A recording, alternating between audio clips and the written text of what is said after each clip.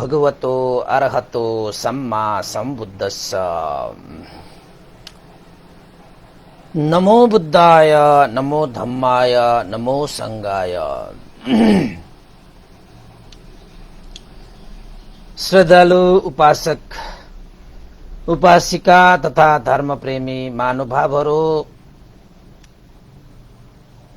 सदा झैं आज पनि 9 बजेदेखि 11 बजेसम्मको हाम्रो यो धार्मिक कार्यक्रम फेसबुक लाइभमा देशबाट विदेशबाट जोडिरहनु हुने सम्पूर्ण उपासक उपासिका तथा धर्मप्रेमी महानुभावहरूलाई सदाझै आज पनि बिहानको यो चिसो चिसो मौसममा म भिक्षु इमलो श्री सिद्धिमंगल बुद्ध विहार सानागाउँ थसी महालक्ष्मी नगरपालिका वडा नम्बर 6 बुद्ध मार्गबाट सबैलाई मैत्रीपूर्ण स्वागत टक्राउन चाहन्छु। र उपासक उपासिका हरेक बिहान 9 बजेदेखि 11 बजेसम्मको यो धार्मिक कार्यक्रम जस्तै हुँदै आइरहेकोमा हामीले विभिन्न भगवान बुद्धका कल्याणकारी मंगलकारी धर्महरूलाई देशना गर्दै साकच्छा गर्दै छलफल गर्दै आज यहाँसम्म आइपुगेका हौं। र त्यही क्रममा कहिले जातक कहिले धम्पड अट्ठकथा विषयमा धर्मदेशना गर्ने क्रममा आज पनि मैले 2-3 वटा भाग भइसक्यो। हामीले धर्मदेशना यो चाहिँ धम्मपद अर्थकथाबाट हामीले समेट्दै आइरहेका है। र आज पनि एउटा धम्मपद अर्थकथामा समावेश भएको एउटा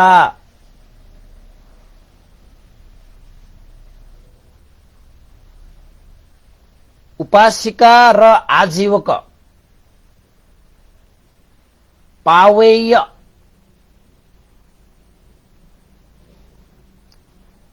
एउटा आजीवक भनेर चाहिँ अब तपाईहरुले थाहा पाउनु पर्दाखेरि चाहिँ घर गृहस्थीहरू त्यागेर धर्म कर्ममा लागेका त्यागीहरू नै हुन्। यो आजीवक भनेको सत्य धर्मको खोजीमा नै हिँडेका हुन्छन् त्यस्ता आजीवकहरू आजीवन आफ्नो जीवनलाई धर्ममा समर्पण गरेर धर्म कर्म गर्छु भनेर हिँडेका साधु सन्तहरू जस्तै जीवन त्यागेर हिँडेकाहरूलाई आजीवक भनेर भनिन्छ। बुद्धकालीन समयमा यस्ता आजीवक परिव्राजक हैन विभिन्न प्रकारका नाना प्रकारका यो त्यागीहरू पाइन्छन् त्यति बेला। र सबैले आफ्नै मार्गलाई सही ठानेर अगाडि बढिरहेको पाइन्छ यो कथाहरू सुन्दाखेरि चाहिँ। तर भगवान बुद्ध नै यस्तो त्यागी व्यक्ति हुनुहुन्छ जसले चतुर आर्य सत्यलाई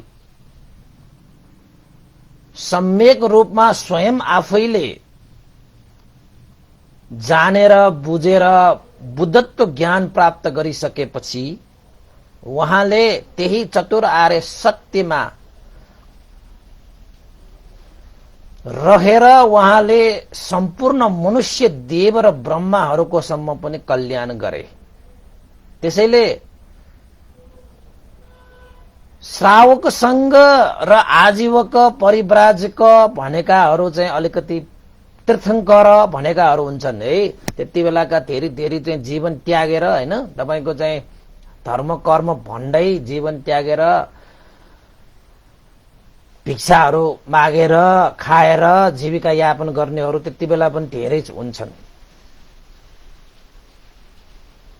यहाँ पनि एउटा आजीवक रहेछ, पावेय नामक एउटा आजीवक छ। र यो घटना तपाईहरूको भगवान बुद्ध श्रावस्ती जेतवन बिहारमा बसिरहनु हुँदाखेरिको एउटा घटना हो। एउटा उपासिका को घरमा भोजन जानु हुँदाखेरिको एउटा अद्भुत घटना घट्यो। त्यही घटनामा आधार रहेर भगवान बुद्धले उपदेश गर्नुभएको यो विषय र उहाँले त्यो बेलामा उहाँले उपदेश गर्नुभएको थियो, न परेसङ विलो मानी न परेसङ कता कटङ अत्तनो व अवेक्षय अत्तनो व अवेक्षेय कतानि अकतानि छ भनेर भगवान बुद्धले भन्नुभएको छ। यो भनेको पाली भाषा भयो। नेपाली भाषामा त यसलाई उल्टा गर्ने हो भने अर्काको दोष र अर्काले के गर्यो के गरेन भनी हेर्नु भन्दा आफ्नो दोष र आफूले के गरे के गरिन भनेर हेर्नु चाहिँ जाति छ भनेर भगवान बुद्धले देशना गर्नुभएको यो उपदेश। अब यसैमा आधार रहेर हामीले आजको धर्म देशना र धर्म छलफल गर्नेछौँ कि साँच्चै के भन्ने हो भने अहिलेको यो समयमा यो उपदेश सान्दर्भिक पनि हुन जान्छ। अहिले मात्र होइन, उहाँको धर्म देशनाहरू त जहिले पनि सान्दर्भिक नै छ।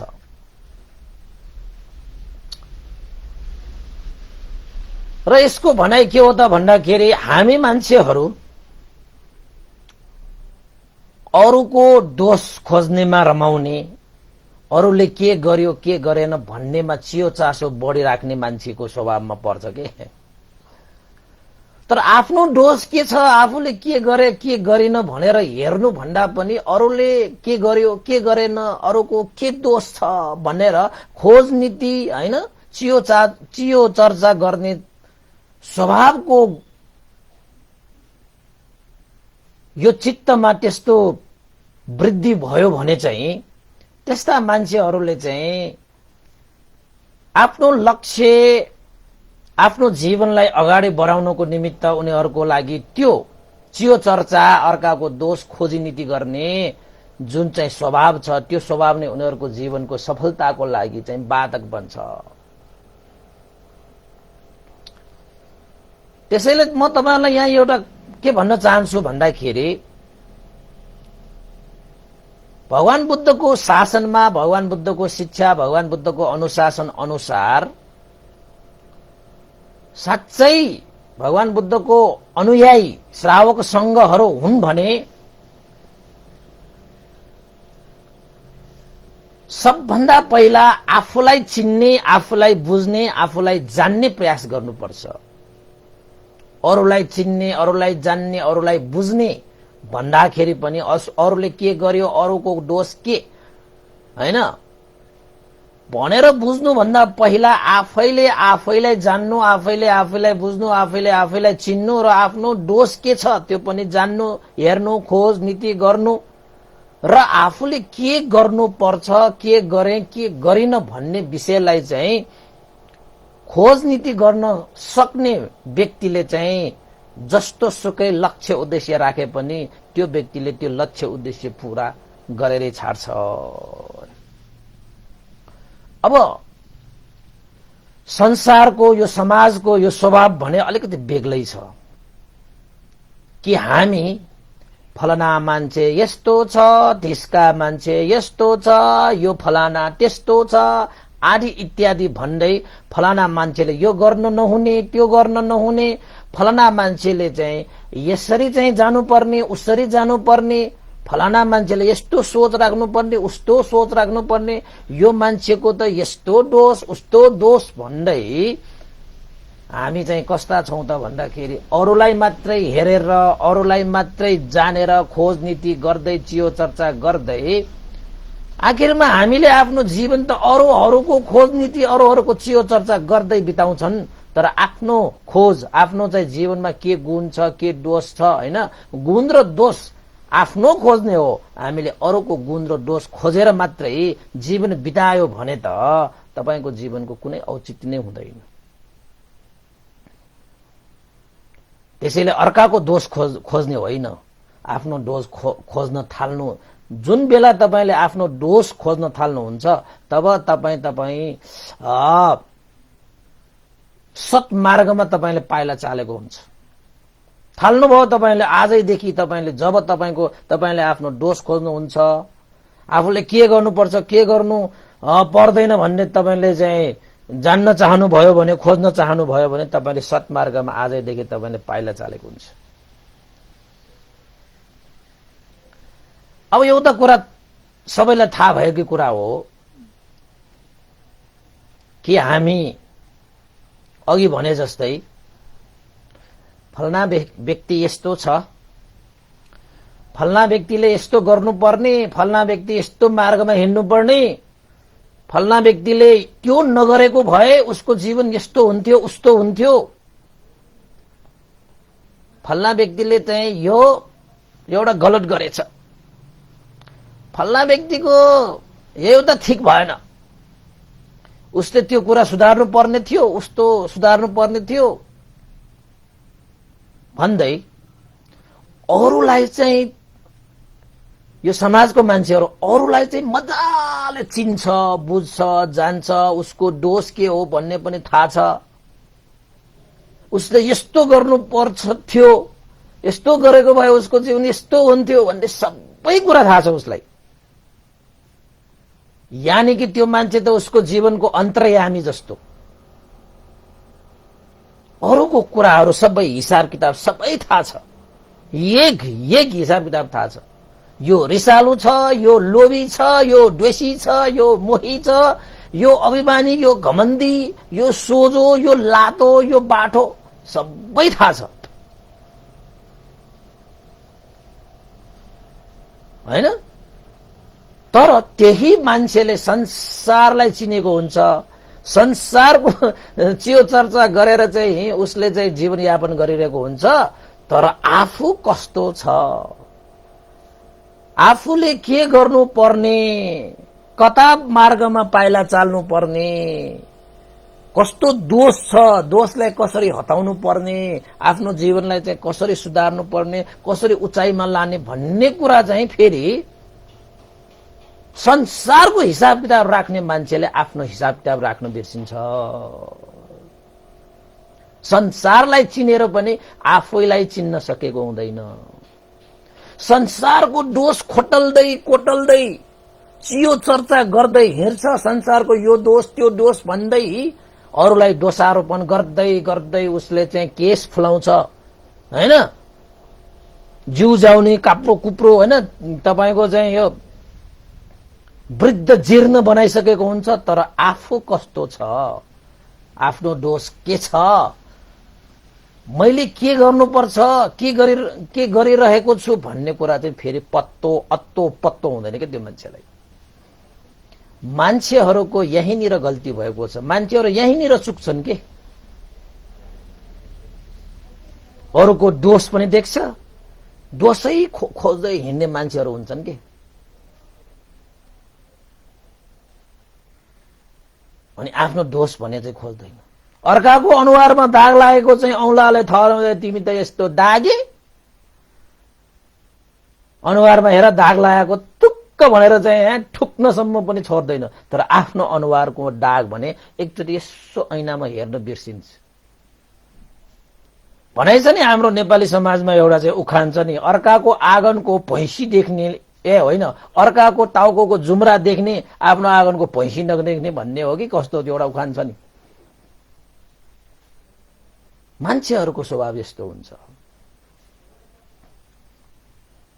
त्यसैले त्यस्ता मान्छे जसले आफ्नो अरूको मात्रै दोष खोज्दै हिँड्छ, अरूले के गर्यो के गरेन भने चियो चर्चा गरेर हिँड्छ भने उसले आफ्नो दोष खोजी नीति गर्न सक्दैन। आफूले के गर्नुपर्छ के गर्नु पर्दैन, के गर्नु हुन्छ के गर्नु हुँदैन भन्ने विषयलाई उसले त्यो विषयमाथि उसले आफ्नो जीवन प्रयोग गरेर आफ्नो जीवनलाई सुधार्न सक्दैन। किन त भन्दाखेरि उसले चाहिँ सबै आफ्नो चाहिँ जुन शक्ति छ अरूको दोष खोज्नेमै लगाएको छ, अरूले यो गर्नु पर्थ्यो त्यो गर्नु पर्थ्यो भन्दैमा उसले समय बिताएको छ भने अनि आफ्नो लागि समय खोइ, आफ्नो लागि जिएको खोइ, उसले जिएको त अरूको लागि मात्रै हो, त्यो पनि अर्काको दोष खोज्ने, अर्काले के गर्यो के गरेन भन्ने खोजनीति गर्दा गर्दै समय जान्छ। त्यसैले त भनेको हो संसारलाई चिनेर पनि आफूलाई जब चिन्न सक्दैनौ नि त्यस्ता मान्छेले जीवनलाई सार्थक तुल्याउन सक्दैन। त्यसैले आफूलाई चिन, आफूलाई बुझ, आफूलाई जान र संसारलाई त त्यत्तिकै चिनिहाल्छ, जानिहाल्छ, बुझिहाल्छ। जसले आफूलाई चिनेको हुन्छ, जसले आफूलाई बुझेको हुन्छ, जसले आफूलाई जानेको हुन्छ त्यस्ता मान्छेले यो संसारलाई जानेको हुन्छ, चिनेको हुन्छ, बुझेको हुन्छ। हामी ठिक उल्टो के, ठिक उल्टो हामी।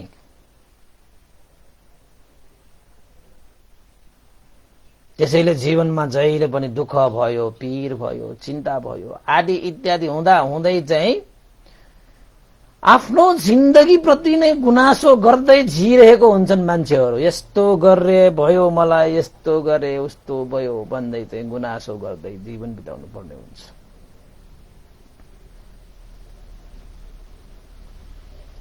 त्यसैले भगवान बुद्धले यो गाथामा पनि नपरे संग मानी नपरे संग कता कटङ अत्तनो अवेख्येय अत्तनो अवेख्येय कतानि अकतानि च। अर्काको दोष, अर्काले के गर्यो के गरेन भनी हेर्नु भन्दा आफ्नो दोष र आफूले के गरे के गरिन भनी हेर्नु जाति। अनि हामी मान्छेहरू चाहिँ कस्तो छ भन्दाखेरि अरूले केही भन्यो भने, अरूले के गर्यो भने अरूले गरेको त्यो मनमा लिएर अनि हामी अगाडि बढिरहेको बाटोमा पनि हामीले चाहिँ ब्रेक लगाउँछौं के।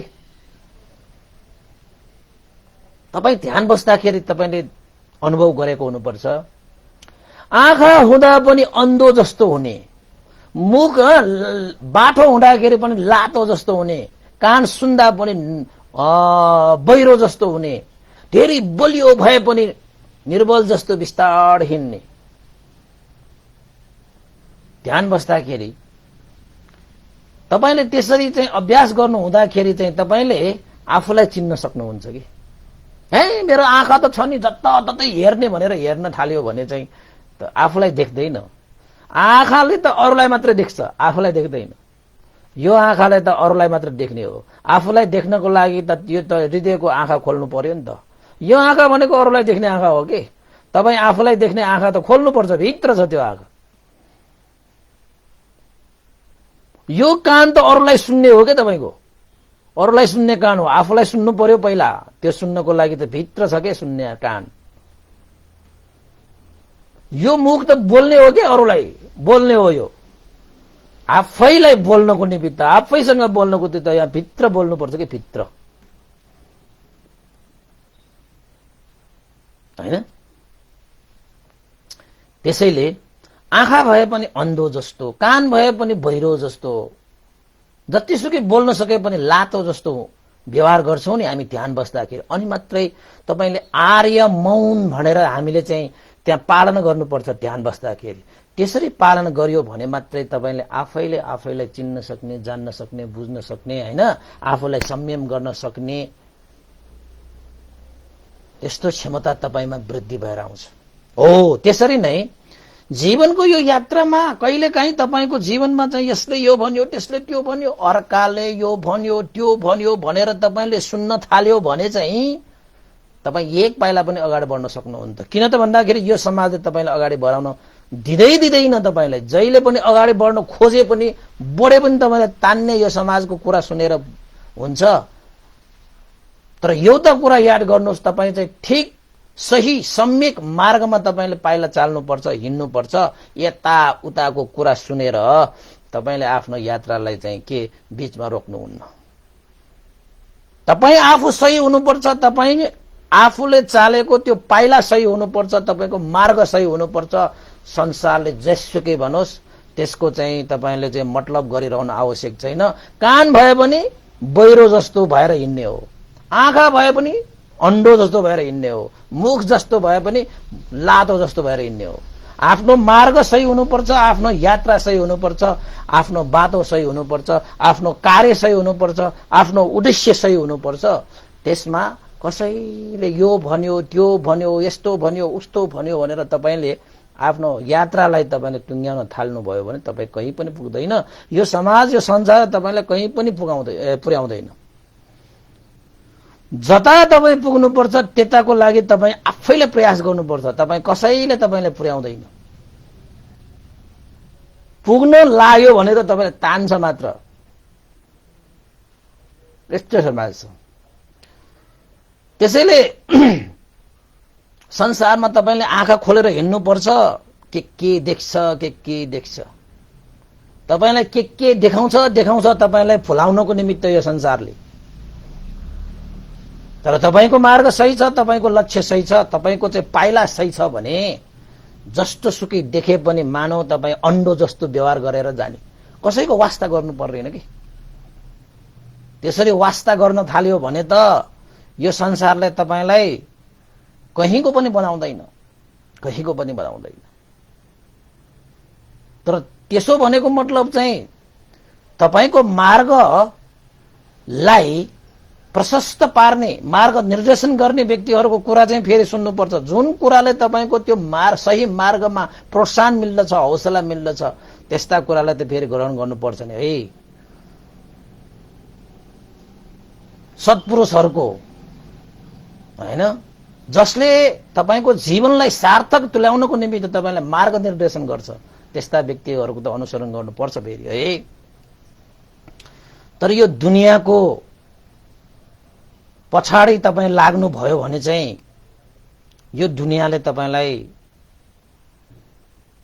कहीँको पनि बनाउँदैन।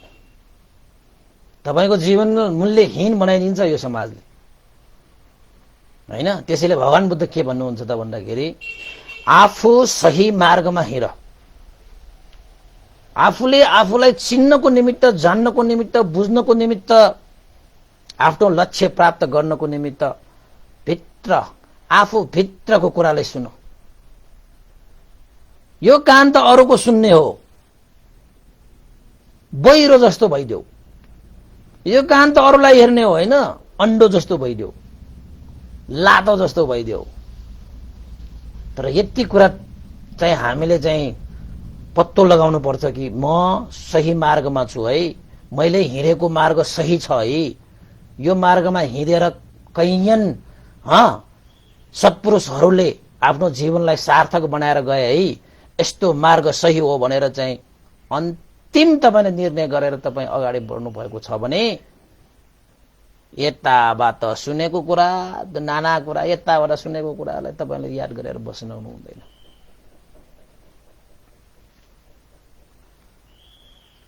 त्यसैले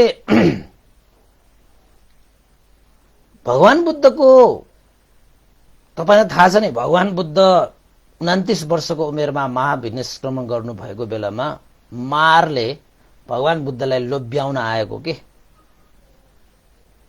किन यसरी चाहिँ राज सुख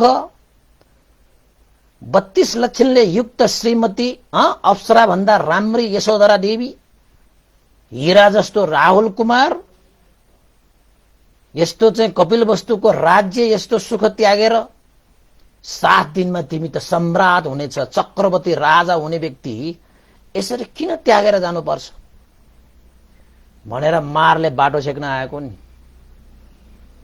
तर भगवान बुद्धले आफ्नो चाहिँ त्यसरी अरूले भनेको कुरा सुनेको भए आफ्नो मार्गमा बाधा अर्चना हुन्थ्यो। तर भगवान बुद्धले त्यो मारको कुरालाई पनि, हे मार, मैले जुन सुख प्राप्त गर्न हिँडेका छौ नि, त्यो सुखको अगाडि यो जति पनि तिमीले व्याख्या गरिरहेको जुन यो सुखहरू छन् नि, त्यो त किन्न के। विपुल सुख त्याग प्राप्त गर्नको निमित्त यस्ता सासाना झिना मसिना सुखहरूमा अल्झेर बस्यो भने त्यस्तो विपुल सुख कसरी प्राप्त गर्न सक्छ। जसले आफ्नो सुख आफ्नो चाहिँ परवाह मात्रै गरेर हिँड्छन् भने उसले लोक उद्धार कसरी गर्छ? म त आफू र यो लोकको उद्धार गर्नको निमित्त म हिँडेका व्यक्ति, नरोको मलाई भनेर मारको त्यो प्रलोभनमा पनि भगवान बुद्ध फस्नु भएन। त्यसरी हामी भगवान बुद्धको त्यो आदर्शलाई लिएर हामीले जुन मार्ग तय गरेका छौं, यदि गलत छ भने, आफ्नो दोष छ भने त्यसलाई दोष पत्ता लगाएर त्यो दोषलाई चाहिँ हामीले निवारण गरिहाल्नुपर्छ। यदि आफ्नो सही छ भने त्यो सही भएको बाटोमा जसले जस्तो सुकै भने पनि, जसले जस्तो सुकै बाधा अडचन आए पनि आफ्नो बाटो चाहिँ सिधा तय गर्न आवश्यक छ। र यो धम्पद अर्थकथामा पनि यस्तै यस्तै प्रकारको चाहिँ घटनाहरू छन् है, बुद्धकालीन घटना हो यो। र भगवान बुद्धको सामुन्ने यस्तो घटना पनि घट्छ। र पृथक जनहरू चाहिँ कस्तो त भन्दाखेरि कसैले भन्ने बित्तिकै मन खुसुक्क पारेर मुख न्याउरो पारेर नुन खाएको कुखुरा जस्तो छुक्रेर बस्छन् के। फल्नालाई त यस्तो भन्यो लौन्न के गर्ने भनेर। कसैले चाहिँ निन्दा गर्न थालेपछि कोही कोही मान्छेहरू चाहिँ कस्तो हुन्छ, नुन खाएको कुखुरा जस्तो छुक्रेर बस्छ। कसैले प्रशंसा गर्न थाल्यो भने त उफ्रेर हिँड्छ। त्यो जीवनलाई सन्तुलनमा राख्न नसक्ने, जीवनलाई सन्तुलनमा राख्ने अभ्यास नगरेका व्यक्तिहरूको आचरण हो त्यो। जसले जीवनलाई सन्तुलनमा राख्दैन उसले जीवनलाई चाहिँ अगाडि कसरी बनाउँछ? सन्तुलनै नभएको जीवन, जहाँ रक्सी खाँदाखेरि हाम्रो शरीर सन्तुलनमा हुँदैन नि, अनि आफ्नो बाटोमा हिँड्दाखेरि पनि यता तलिन्छ उता तलिन्छ। गाडी चलाउँदाखेरि पनि सन्तुलनमा राख्न सकेन भने एक्सिडेन्ट हुन्छ। हरेक कुरामा तपाईले सन्तुलन राख्न सक्नु भएन भने चाहिँ त्यो कार्य सिद्ध होइन। त्यसरी नै तपाईले आफ्नो जीवनलाई सन्तुलन राख्न सक्नु भएन भने तपाईको जीवन पनि सफल हुँदैन।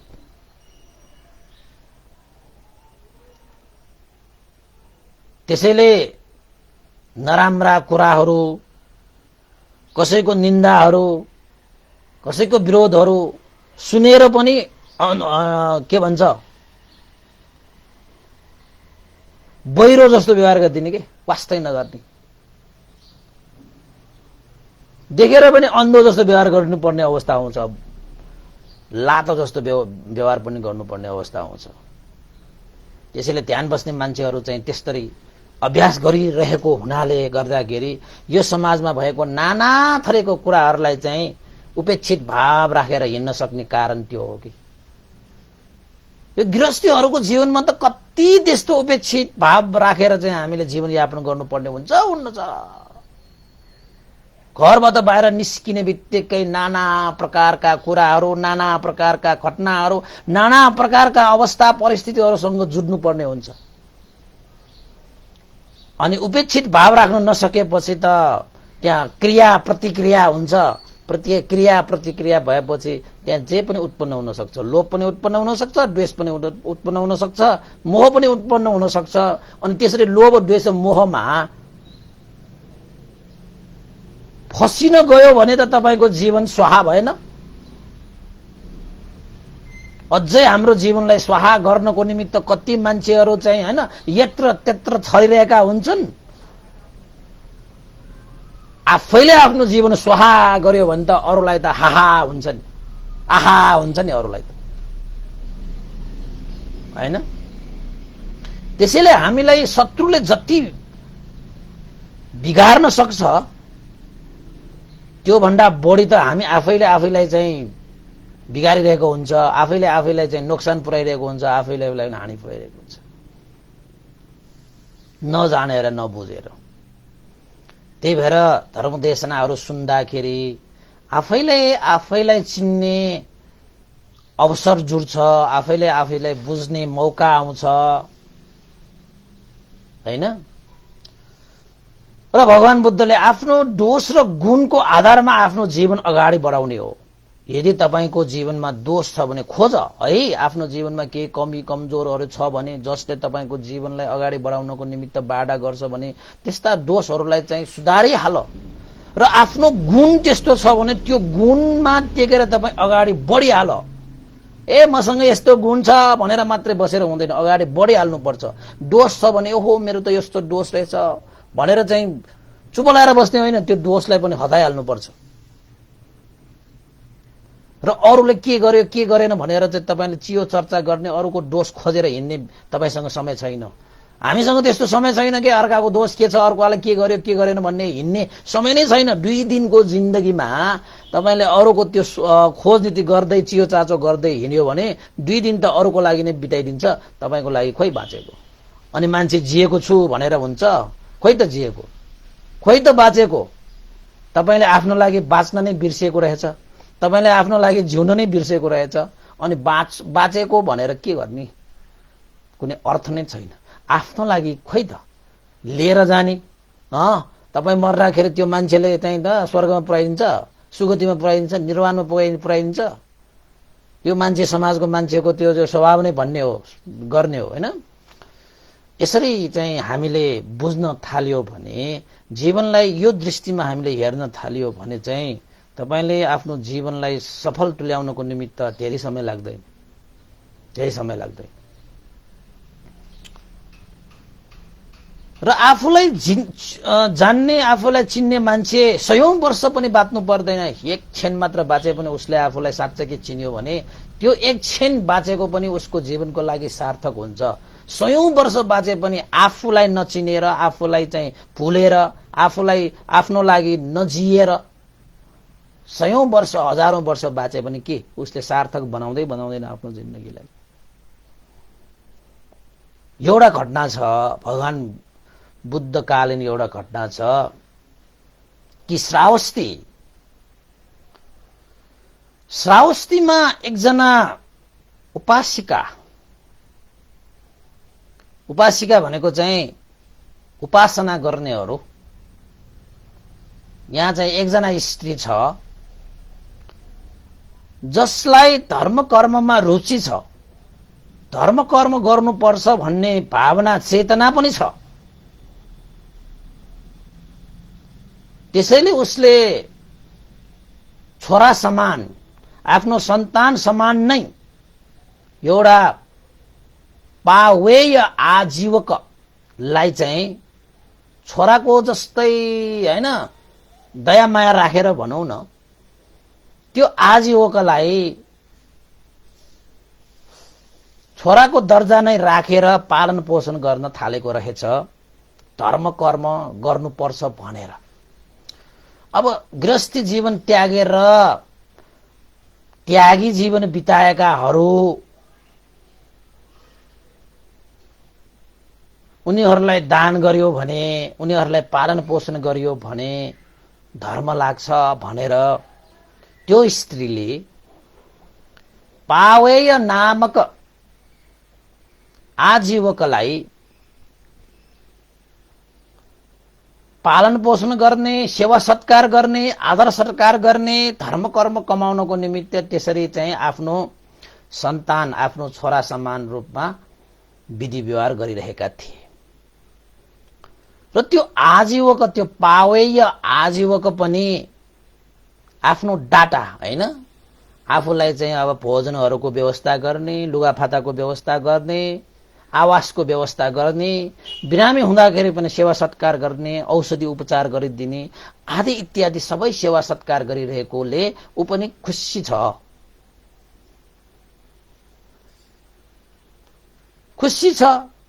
तर आजीवकहरूले साँच्चैकै तपाईलाई दुःखबाट मुक्त हुने त्यो मार्ग देखाउन सक्छ त भन्दाखेरि उनीहरूले दुःखबाट मुक्त हुने मार्ग चाहिँ तपाईले देखाउन सक्दैन।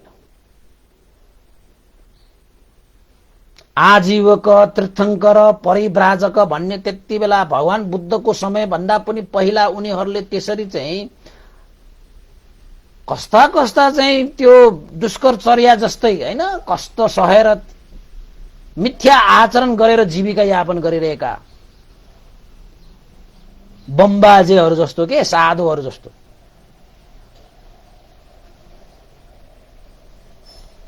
अनि त्यो स्त्रीले त अब धर्म कर्म गर्नुपर्छ जिन्दगीमा भनेर चाहिँ अब सम्यक दृष्टि के हो मिथ्या दृष्टि के हो भन्ने उसलाई थाहा पनि थिएन र त्यो आजीवकले पनि त्यो पावे आजीवकलाई पनि यो सम्यक दृष्टि यो मिथ्या दृष्टि भन्ने थाहा छैन मात्र चाहिँ गृहस्थी जीवन त्यागी भएका छन् र हैन त्यो स्त्रीले हैन त्यो चाहिँ उपासिकाले अब दिएको चीजहरू लिने खाने मजाले बस्ने त्यति मात्रै हो उसको यो सही मार्ग यो गलत मार्ग यो सत्य यो असत्य यो कुशल यो अकुशल यो पाप यो धर्म भनेर चाहिँ छुट्याएर कहिले पनि चाहिँ सम्यक मार्गमा पाइला चाल्नको निमित्त त्यो आजीवकले सही मार्ग निर्देशन कहिले गरेको पनि होइन तर बिचरा त्यो उपासिका भने धर्म कर्म गर्नुपर्छ भनेर अब पावे या आजीवक चाहिँ आफ्नो निकटमा भएको कारणले पावे या आजीवकसँग नै जहिले पनि श्रद्धा आस्था गौरव राखेर हिँडेका थिए अनि त्यो श्रावस्तीमा उसका छर छिमेकीहरू जुन उपासिका छ जुन स्त्री छ त्यसका छर छिमेकीहरू घरका वरिपरिका मान्छेहरू भने चाहिँ भगवान बुद्धको जेठवन बिहारमा श्रावस्तीको जेठवन बिहारमा गएर फेरि चाहिँ धर्म कर्म गरेर आउने उपदेशहरू सुनेर आउने शील पालन गरेर आउने उपोषण व्रत पालन गरेर आउने ध्यान भावनामा लीन भएर आउने पञ्चशीलले प्रतिष्ठित भएर आउने अनि आफ्नो छर छिमेकीहरूले चाहिँ भगवान बुद्धको त्यो धर्म देशना सुनेर आइसकेपछि अब भगवान बुद्धको धर्म देशनाहरु त सत्य हैन सम्यक हैन जीवन जिउने कला हैन जीवन मर्ने कला जिउने मात्र होइन कला मर्ने पनि कला हो भगवान बुद्धको शिक्षा तपाईले राम्रोसँग बुझ्नु भयो भने तपाई जिउन मात्र जान्ने होइन के मर्नु पनि कसरी मर्ने हो त्यो पनि जान्नुहुन्छ मान्छेहरु जिउन जान्छन् मर्न जान्दैन कि लास्टमा कसरी मर्नु पर्छ भन्ने थाहा छैन अनि उपासक उपासिकाहरु सबै चाहिँ हैन भगवान बुद्धको त्यो अमृतमय वचनहरु सुनेर त मनमा सारै सन्तोष राखेर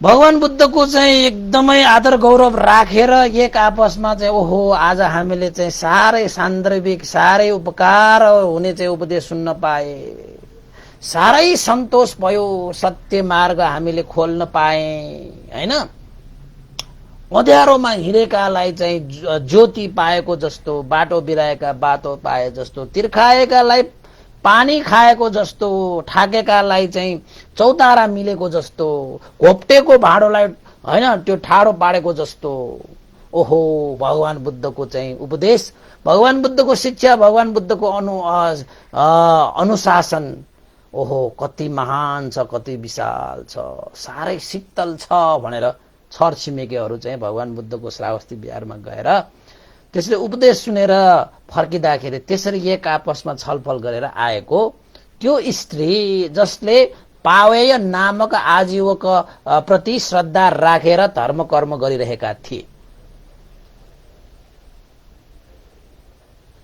उसले पनि त्यो कुरा सुने छर छिमेकीहरुले चाहिँ ओहो धर्म देशनाले मन नै शीतल भयो मन नै शान्त भयो मनमा सन्तोष भयो कति प्रीति उत्पन्न भयो भनेको कुराहरु त सुने तर उसले भने भगवान बुद्धको उपदेश सुनेको पनि छैन किन त भन्दाखेरि उसले श्रद्धा राख्ने उसले भक्ति भाव गर्ने उसले धर्म कर्म गर्ने मार्ग चाहिँ फेरि अर्कै छ फेरि पावेय आजीवक प्रति उसको श्रद्धा उसको भक्ति भाव गएर त्यसरी चाहिँ धर्म कर्म पाउँछ भनेर गरिरहेको व्यक्ति भयो त्यो तर मान्छेहरु चाहिँ समाजमा त्यो चाहिँ छर छिमेकीहरुले त्यसरी भनेको सुन्दाखेरि त ओहो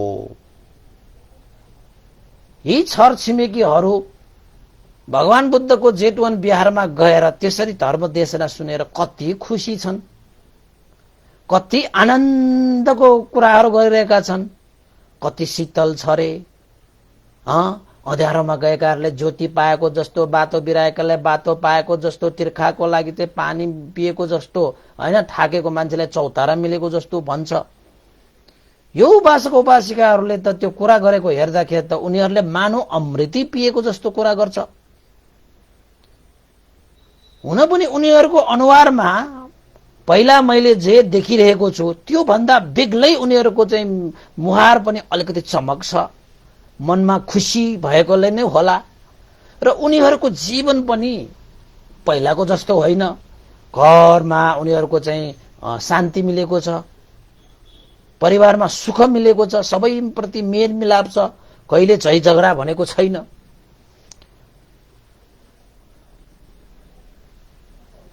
मानव उनीहरूको जीवन चाहिँ सुख र शान्ति मिलेको आवाज उसैले, त्यो उपासिका होइन, त्यो स्त्रीले आफैले अनुभव गरे कि अब सुख र शान्ति कसले चाहदैन। एक दिन होइन, 2 दिन होइन, बार बार त्यो उपासक उपासिकाहरूले चाहिँ त्यो धर्म देशना गरेर सुनेर आउँदाखेरि मनमा सन्तोष भएको कुराहरू व्यक्त गर्दाखेरि चाहिँ एक दिन त्यो स्त्रीले सुन्दा सुन्दै छरछिमेकीहरूसँग भने, तपाईहरूले धर्म देशना सुनेर आउँदाखेरि जहिले पनि मनमा सन्तोष भयो, आनन्द भयो, कति खुसी भयो। तपाईहरूको कुरा सुन्दाखेरि त तपाईहरूले साँच्चै अमृति पिएको जस्तो कुरा गर्नुभयो। तपाईहरूको मुहार हेर्दाखेरि पनि तपाईहरूको मुहारमा अलग्गै चमक छ, अलग्गै खुसी छ।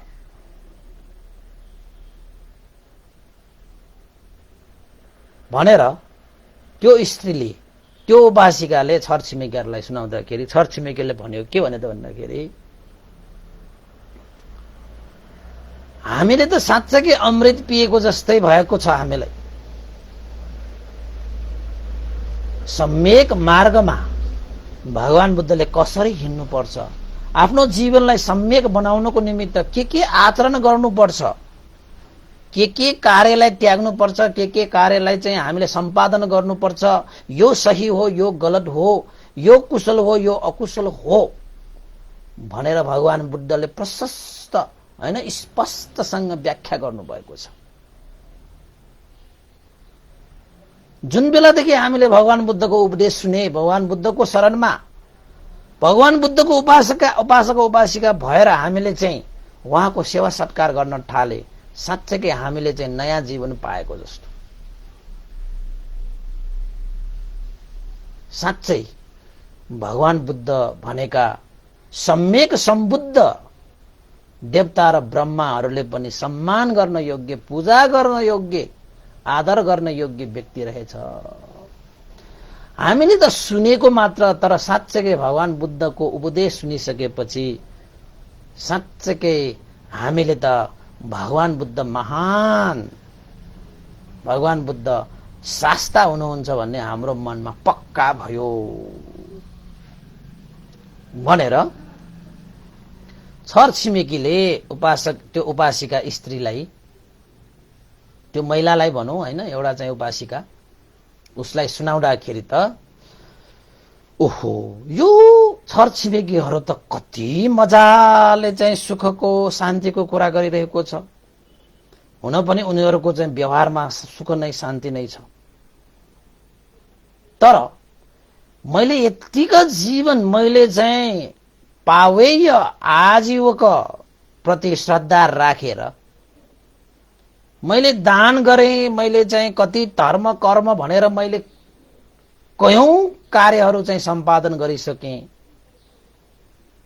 तर आजसम्म मलाई उनीहरूले जुन व्याख्या गरिरहेको जुन सुख छ त्यो त मैले पाएको छैन त। हुन त म पनि धर्म कर्म गरिरहेको छु, तर आजसम्म मैले चाहिँ अँध्यारोमा हिँडेकाको त्यो ज्योति पाएको जस्तो, तिर्खाएकोलाई पानी पिएको जस्तो, थाकेकोलाई चाहिँ चौतारा मिलेको जस्तो, बाटो बिराएकालाई बाटो पाएको जस्तो, त्यस्तो अनुभव त मलाई कहिले भएन त। ओहो, भगवान बुद्धको त्यो उपदेश शिक्षा कस्तो रहेछ त म पनि बुझ्नु पर्ला भन्ने मनसाय चाहिँ उसकोमा उत्पन्न भयो। हेर्नुहोस् है, छरछिमेकीहरूको आचरणले गर्दाखेरि नै त्यो उपासिका जो चाहिँ मिथ्या मार्गमा हिँडिरहेका थिए त्यो उपासिकाको मनमा पनि भगवान बुद्धको उपदेश कस्तो रहेछ त, अब मैले पनि सुन्नु पर्ला भनेर मनमा उत्पन्न भयो। अनि त्यो उपासिकाले आफूले श्रद्धा राखेका, आफूले चाहिँ गौरव राखेका, आफू शरण गएका त्यो पावेय आजीवक कहाँ गएर उसले के भन्यो त भन्दाखेरि गुरु, उसले त गुरु मानेको भयो नि त, उस्तो शरणमा गएको भयो। मान्छेहरू भगवान बुद्धलाई, भगवान बुद्धको उपदेशको विषयमा यस्तो यस्तो चाहिँ हैन उत्तम छ, पनित छ, श्रेष्ठ छ, कल्याणकारी छ, मंगलकारी छ भनेर चाहिँ मान्छेहरू भनिरहेका छन्। सुख र शान्तिको मार्ग प्रशस्त पार्नुहुन्छ भनेर मान्छेहरू भनिरहेका छन्। हे आजीवक, म पनि बिहारमा गएर भगवान बुद्धको उपदेश सुन्न जाउँ? हामीले पनि भगवान बुद्धको उपदेश सुन्न जान मिल्छ भनेर चाहिँ सोध्न गएछ। किन त भन्दाखेरि उनीहरूको मार्ग अलग्गै छ नि। तपाईको चाहिँ यो हाम्रो समाजमा पनि विभिन्न सम्प्रदायहरू हुन्छन् नि। भगवान बुद्धलाई चाहिँ अनुयायी, भगवान बुद्धको अनुयायीहरू अलग्गै हुन्छन्, अर्काको अलग्गै हुन्छन् हैन। अनि सिधै भगवान बुद्धकोमा गयो भने चाहिँ अलिकति अप्ठ्यारो पर्ला कि भनेर चाहिँ आफ्नो गुरुलाई चाहिँ सोधनीति गरेको भयो नि त उसले। एउटा गौरव हो त्यो पनि। त्यसरी भन्ने बित्तिकै त्यो पावेय आजीवकलाई त भित्र भित्र त रिस उठिसकेको, कस्तो उपासिका रहेछ यो त, हामी जस्तो गुरु पाएर पनि अब भगवान बुद्धकोमा चाहिँ गएर उपदेश सुन्न जाने भन्छ। अनि त्यो आजीवकले के सोच्यो त भन्दाखेरि भगवान बुद्धकोमा यो गयो भने त यो त भगवान बुद्धकै अनुयायी भएर हिँड्छ, मलाई त जीवन उपरान्त जस्तै यसले पालन पोषण गरेर मलाई चाहिने आवश्यक सबै चिजहरू परिपूर्ति गरिरहेको यो उपासिका भगवान बुद्धको बाटोमा गयो भने त मलाई त कुनै लाभ पनि हुँदैन, मलाई त कुनै सत्कार पनि हुँदैन, मलाई आदर गौरव गर्ने पनि कोही पनि हुँदैन, मेरो त हानि नोक्सानी हुन्छ भनेर विचार आयो उसकोमा। सही मार्गमा जान लागेको मान्छेलाई त शाबास दिनु पर्थ्यो नि।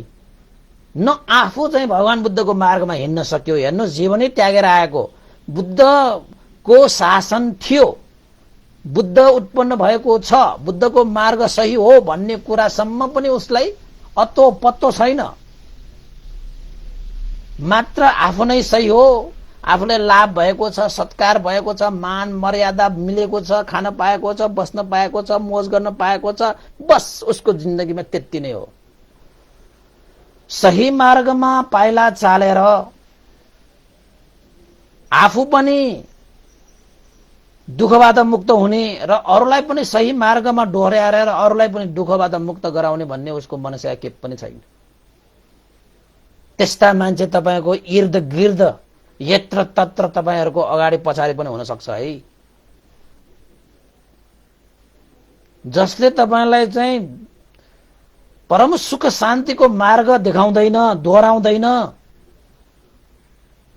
जसले तपाईलाई दुःखबाट मुक्त हुने मार्ग प्रशस्त पार्दैन, त्यस्ताको आदर सत्कार सम्मान गरेर तपाईले जीवन बितायो भने त्यही उपासिका जस्तो हुन्छ।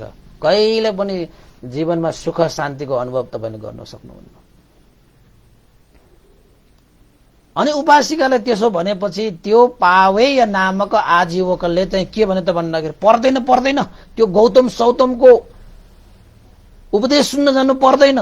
त्यो गौतम सौतम त त्यो नाटककार जस्तो, जादुकार जस्तो सबैलाई लत्थ पारिदिन्छ त्यसले। हामी त्यसको मार्गमा हिँड्नु हुँदैन, त्यसको मार्गमा हिँड्यो भने त हाम्रो चाहिँ जुन धर्म गरेको सबै धर्म चाहिँ भ्रष्ट हुन्छ है, अहिलेसम्म गरेको धर्महरू सबै भ्रष्ट हुन्छ, त्यस्तोमा जानुहुन्न, त्यसमा जानुहुन्न भनेर त्यो पावेय आजीवकले आफूप्रति श्रद्धा राख्ने उपासिकालाई जेतवन बिहारमा गएर धर्मदेशना सुनेर आउँछु भन्दाखेरि रोके। किन रोके त भन्दाखेरि अब भगवान बुद्ध भनेको त शास्ता, भगवान बुद्धको उपदेश सुन्यो भने त यो उपासिका बन्छ, मेरो लाभ सत्कार चट। मलाई त आफ्नो छोरा जस्तै माया गरेर दया गरेर आवश्यक पूर्वाधार सबै उसले चाहिँ पुर्याइरहेको भयो नि त। अब बस्नको लागि, लाउनको लागि, खानको निमित्त, बिरामी हुँदाखेरि पनि सेवा सत्कार, औषधिको व्यवस्था सबै उसले व्यवस्था गरिरहेको त्यो उपासिका अब चाहिँ भगवान बुद्धकोमा गयो भने त पछि त अरू जस्तै ऊ पनि उपासिका भएर गयो भने त म त खत्तम हुने भयो। त्यसैले त्यो पावे आजीवकले उपासिकालाई होइन, हुँदैन हुँदैन, तिमी जानु हुँदैन, त्यहाँ हाम्रो मार्ग होइन त्यो। त्यहाँ गयो भने जति पनि धर्म तिमीले गरेका हुन्छौ नि त्यो धर्म सबै प्रष्ट हुन्छ, सुन्नु पर्दैन त्यसको कुराहरू भनेर आखिर त रोके। एक बार भने, दुई बार भने, तीन बार भने उपासिकाले आफूसँग सम्पर्कमा रहेको कारणले गर्दाखेरि, आफूले सम्मान सत्कार गरेको त्यो आजीवकलाई 3 पल्टसम्म प्रार्थना गरिराखेर पनि हुन्छ जाऊ सुनेर आऊ, कस्तो रहेछ, तिमीलाई मनमा जानु छ भने गएर आउँदा हुन्छ नि, के रहेछ कसो रहेछ भन्नसम्म पनि भनेन, हुँदैन। गयो भने जति धर्म गरेका छौं त्यो प्रष्ट हुन्छ भने तर्साए, भए देखाए। बिचरा उपासिकालाई त ओहो के भनेको छ मेरो आजीवक त्यो गुरुहरूले, सबै मान्छेहरू त गइरहेका छन्, म मात्र किन जान नहुने। जहिले मैले चाहिँ जानुहुन्छ भनेर सोद्धाखेरि जानु हुँदैन, जानु हुँदैन, तिनीहरूकोमा गयो भने त भनेर चाहिँ भन्नुहुन्छ।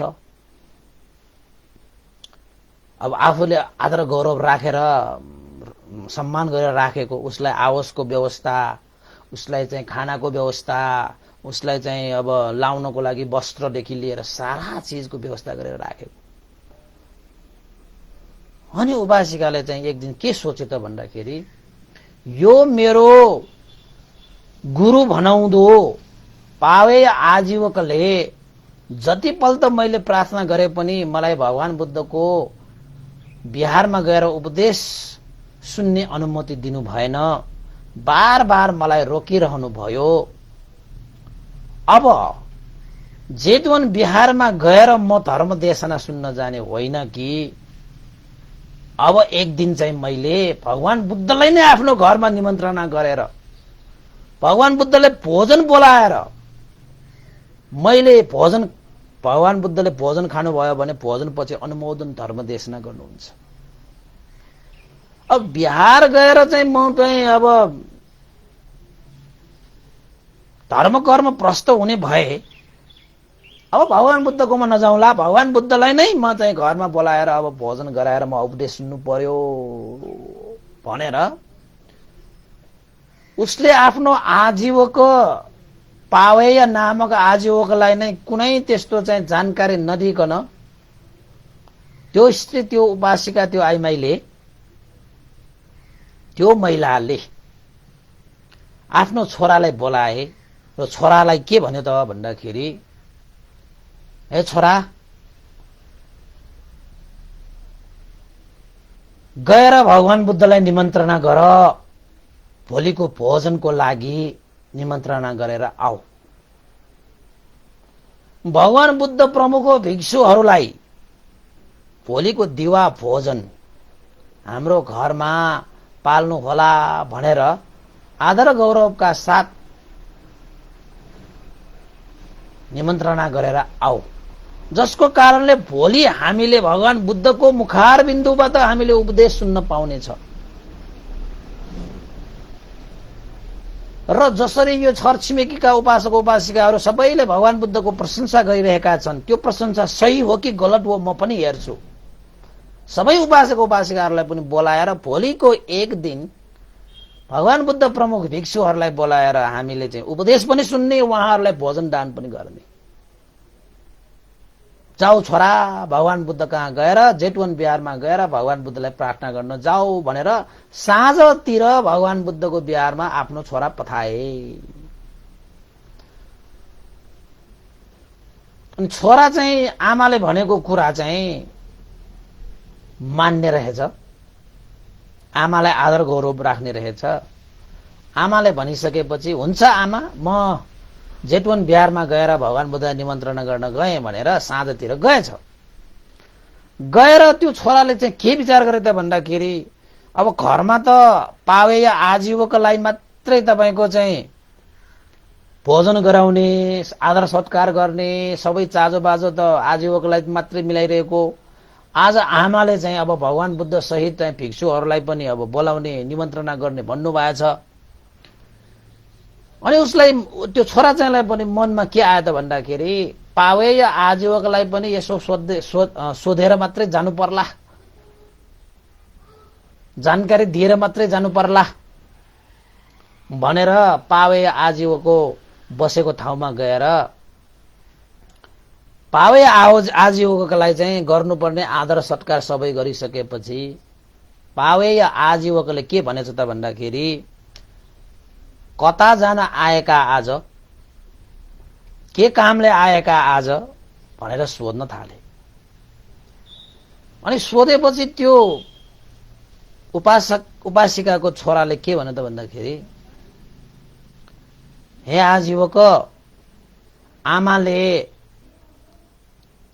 भगवान बुद्ध प्रमुख भिक्षुहरूलाई घरमा भोलिको लागि निमन्त्रणा गर्नु भनेर मलाई पठाएको, म त जेतवन बिहातिर गइरहेको थिएँ, तपाईको सम्झना आएर तपाईलाई पनि जानकारी दिएर जाउँ कि भनेर म तपाईकोमा छिरेको।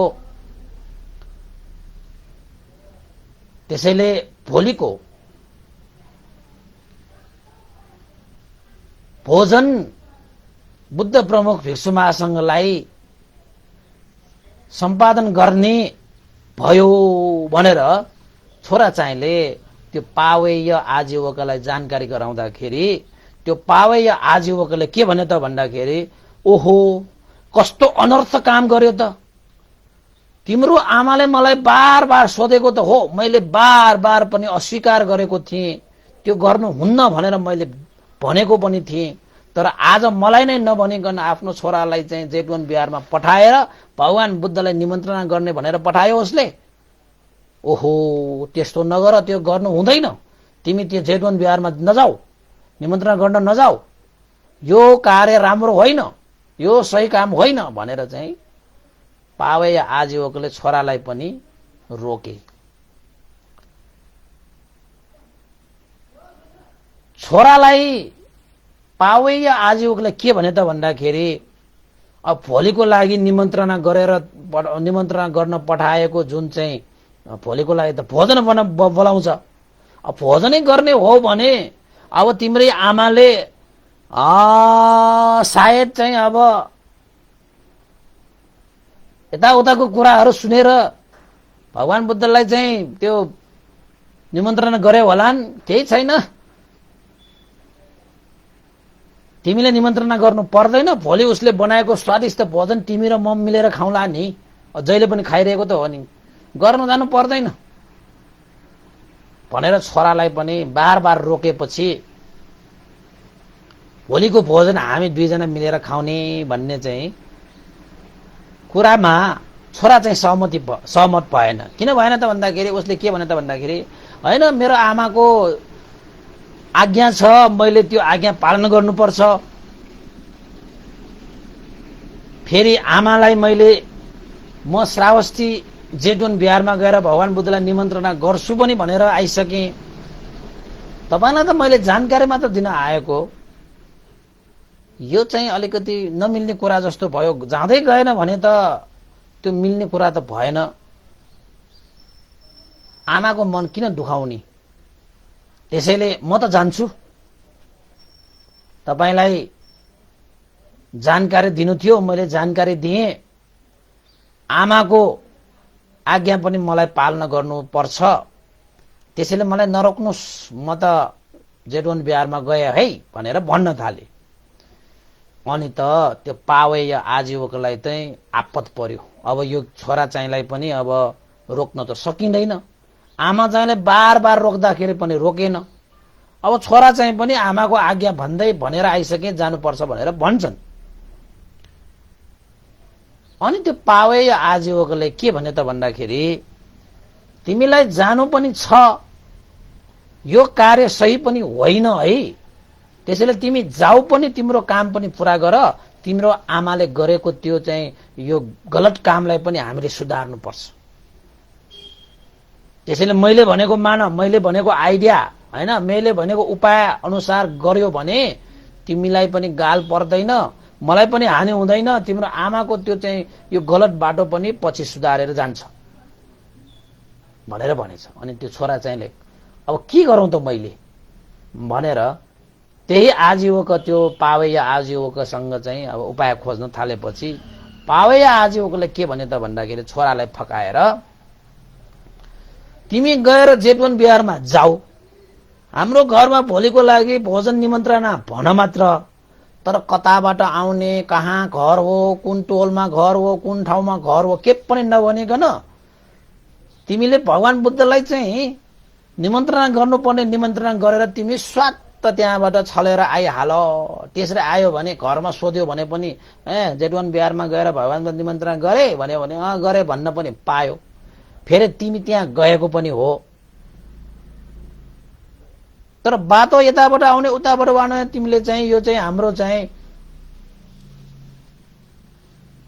यो स्थान त्यो स्थान भनेर चाहिँ नछुटिने गरी निमन्त्रणा मात्र गरेर तिमी सुत्त आइयो। भोलि अनि त्यो चाहिँ जुन चाहिँ भोजन सत्कार गर्ने चिज हामी मिलेर खाउँला, अनि म तिम्रो आमालाई सम्झाइदेऊला। मैले सम्झाएको हो, 2-3 पल्ट मैले सम्झाउँदाखेरि पनि खोइ तिम्रो आमालाई कसले के भन्यो होला, यो गलत छ। त्यसैले भोलि हामीले त्यो भोजन सोजन हामी सबै मिलेर खाएपछि म तिम्रो आमालाई सम्झाउँछु, तिमी आज मैले भने जस्तो गर है भनेर। अब छोरो पनि धेरै ठुलो होइन, अज्ञानी छ। त्यसैले त्यो पावे आजीवकको जुन चाहिँ यो योजना होइन, त्यो उपायमा त्यो छोरा चाहिँ सहमति भए। ल ठिकै छ, मलाई आमाले चाहिँ गएर भन्नु भनेको छ, त्यही अनुसार म भनेर मात्रै आउँछु। तपाईले भने जस्तै मैले यो ठाउँ त्यो ठाउँ नाना थरीको बाटो देखाएर म आउँदैन, म भन्ने हो। त्यसपछि चाहिँ सुत्त मौका मिल्यो भने, मौका मिलेपछि म सुत्त त्यहाँबाट फर्किहाल्छु, अनि त मेरो काम पनि टुङ्गिहाल्छ। अनि भोलि आएर तपाईले आमालाई सम्झाउनु त्यसो भए भनेर भनेछ। बिचरा छोरा पनि अज्ञानी, आमाको पनि आज्ञा पालन भएको जस्तो त्यो आज्ञा पालन गर्दाखेरि पनि त आमाको इच्छा अनुसार त्यो आज्ञा पालन गरे पनि त्यो कार्य सिद्ध भएन भने आज्ञा पालन गरेर पनि कुनै अर्थ रहेन नि। अब निमन्त्रणा गर्न गएपछि त फलना ठाउँमा यति बजे यस्तो स्थान भनेर सबै चिजहरू त भन्नु पर्थ्यो। तर त्यो पावे या आजीवकको त्यो जालमा परेर छोरा चाहिँले भन्ने मात्र त हो नि भनेर भन्न मात्र गएर जेतवन बिहारमा भगवान बुद्धलाई चाहिँ वन्दना सन्दना गरेर भगवान बुद्धलाई भोलिको भोजनको निमन्त्रणा गरे। भगवान शास्ता मेरी आमाले तपाईलाई सम्झेर भोजनको व्यवस्था भोलिको लागि निमन्त्रणा गर्नु भएको छ, त्यसैले भोलिको दिवा भोजन स्वीकार्नु होला भनेर निमन्त्रणा चाहिँ गरे। तर त्यो छोरा चाहिँले यो ठाउँमा त्यो ठाउँमा यता उता भनेर चाहिँ कुनै पनि त्यो बाटोहरू देखाएन। बाटो र यता अब कहिले पनि नगएको बाटो होइन, उसको घरमा त कहिले पनि भगवान बुद्ध सहित भिक्षुहरू त आएको छैन। समय पाउने बित्तिकै त्यो छोरा चाहिँ त्यो पावे आजीवकले भने जस्तै सुत्त फर्केर आइहाले। आएर चाहिँ त्यो पावे आजीवक कहाँ गएर चाहिँ मैले त निमन्त्रणा गरेर आएँ भने, के तिमीले निमन्त्रणा गरेर यो बाटो त्यो बाटो यो घर त्यो घर भनेर भन्यौ कि के हो भनेर। म चाहिँ त्यस्तो भनेर, आमाले मलाई निमन्त्रणा गर्नु भनेको, आमाको आज्ञा अनुसार मैले निमन्त्रणा चाहिँ गरेँ भनेर त्यो छोरा चाहिँले पावे आजीवकलाई सुनाएपछि पावे आजीवकले ठिक छ, ल अब तिमीले चाहिँ त्यसरी ठाउँ देखाएको छैन भने, बाटो देखाएको छैन भने त्यो भगवान बुद्ध र भिक्षुहरू त भोलि तिम्रो घरमा त आउन सक्दैन। अब कहिले पनि त्यो घरमा त्यो गौतमहरू, यसको श्रावकहरू कहिले पनि आएको छैन, उसलाई त थाहा हुँदैन। अब तिमीले निमन्त्रणा गर्नु थियो, गरिहाले, ल ठिकै छ, भोलिको भोजन चाहिँ तिमी म मिलेर खाउँला मजाले, र तिम्रो आमालाई म भोलि सम्झाइदिउँला भनेर भनेपछि छोरा चाहिँ पनि ल मेरो आमाको पनि कुरा ठिकै भयो, यता गुरुको कुरा पनि मैले ठ्याक्क मिलाइहालेँ, ल जसुकै होस्, त्यो गौतमको जसुकै होस्, श्रावकको जसुकै होस् भनेर ऊ पनि घरमा गएछ। आमा चाहिँले भोलि छोरा चाहिँले भने निमन्त्रण गरेर आयो बाबु भनेर, गरेँ मैले, तपाईँले भने जस्तो भोलिको भोजन हाम्रो घरमा आउनु भनेर मैले भनेर आएँ भनेपछि आमा चाहिँ पनि कस्तो भयो त भन्दाखेरि, ए छोरा चाहिँले निमन्त्रण गरेर आइसकेको रहेछ, ल भोलिको लागि चाहिँ चाँजो बाजो मिलाउनु पर्यो भनेर चाहिँ भगवान बुद्ध प्रमुख भिक्षुहरूलाई चाहिँ भोजनको लागि भनेर त्यहाँ चाहिँ अब चाँजो बाजोहरू खुब मिलाउन थाले। त्यसपछि भोलि बिहानदेखि घरमा सरसफाई आदि इत्यादि नाना थरीका सजै सजाउहरू होइन, सरसफाई सबै मिलियो। छर छिमेकीहरूले पनि सबैले ओहो फल्नाको घरमा त यस्तो सरसफाई भयो भनेर चाहिँ उनीहरूले आएर बुझ्दाखेरि भगवान बुद्ध प्रमुख भिक्षुहरूलाई चाहिँ अहिले निमन्त्रणा गरेको छु भनेर भन्ने थाहा पाएपछि त अब छर छिमेकीहरू त खुसी भएर आज हाम्रो छिमेकीले यसरी भगवान बुद्धलाई बोलाएर भोजनको व्यवस्था गरेको रहेछ भनेर साधुकार दिँदै उनीहरूले पनि अब सरसफाइमा होइन यताउता सबै चाँजो बाजो मिलाउनको लागि सहयोग गर्न थाले। त्यसपछि यता यो पावेय आजीवकले चाहिँ भोलि बिहानै त्यो छोरासँग गएर बिहानै चाहिँ उसको घरमा गएर बसिरहेको रहेछ। घरमा गएर बसेर चाहिँ एउटा चाहिँ कोठामा होइन जहाँ चाहिँ भोजन गराउने ठाउँ छ, जुन चाहिँ भोजनशाला छ, त्यसको ठिक चाहिँ पछाडिपट्टि गएर बस्न थालेछ। के गर्दो रहेछ, कस्तो त गर्दो रहेछ, यो घरमा त्यो गौतम आउँछ कि आउँदैन होइन, अब बाटो त देखाएको छैन, कसरी आउँछ होला, अब आएन भने त्यो भोजनहरू त मिष्ठान्न भोजनहरू त हामीले खाने हो भनेर चाहिँ एउटा कोठामा चाहिँ बसिरहेको रहेछ। यता यो उपासिका भने सारा चाँजो बाजो मिलाउनेमा व्यस्त, भान्साको खानासानाहरू मिलाउनेमा व्यस्त, सरसफाइमा मिलाउनेमा व्यस्त।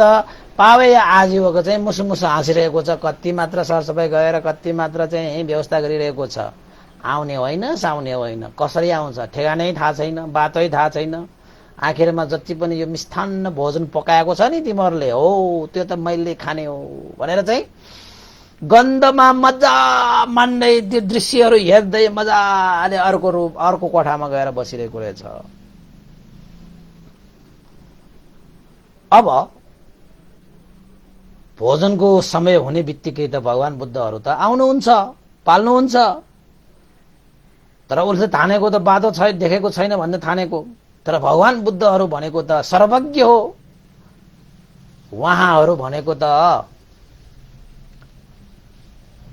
बुद्ध गयामा बोधि वृक्ष मुनि बुद्धत्व ज्ञान प्राप्त गरिसकेपछि यो बाटो नरकमा जाने हो, यो बाटो अपायमा जाने हो, यो बाटो मनुष्य योनिमा जाने हो, यो बाटो देवलोकमा जाने हो, यो बाटो ब्रह्मलोकमा जाने हो, यो बाटो निर्वाणमा जाने हो। सबै मार्गहरू थाहा पाएका व्यक्तिहरूलाई अब त्यो पावे या आजीवकले उसको घरको बाटो थाहा छैन भनेर बसिरहेको। भगवान बुद्धहरूलाई चाहिँ सबै मार्गहरू उहाँलाई थाहा छ कि यो संसारको जस्तो सुकै मार्ग पनि भगवान बुद्धले तय गर्नुहुन्छ।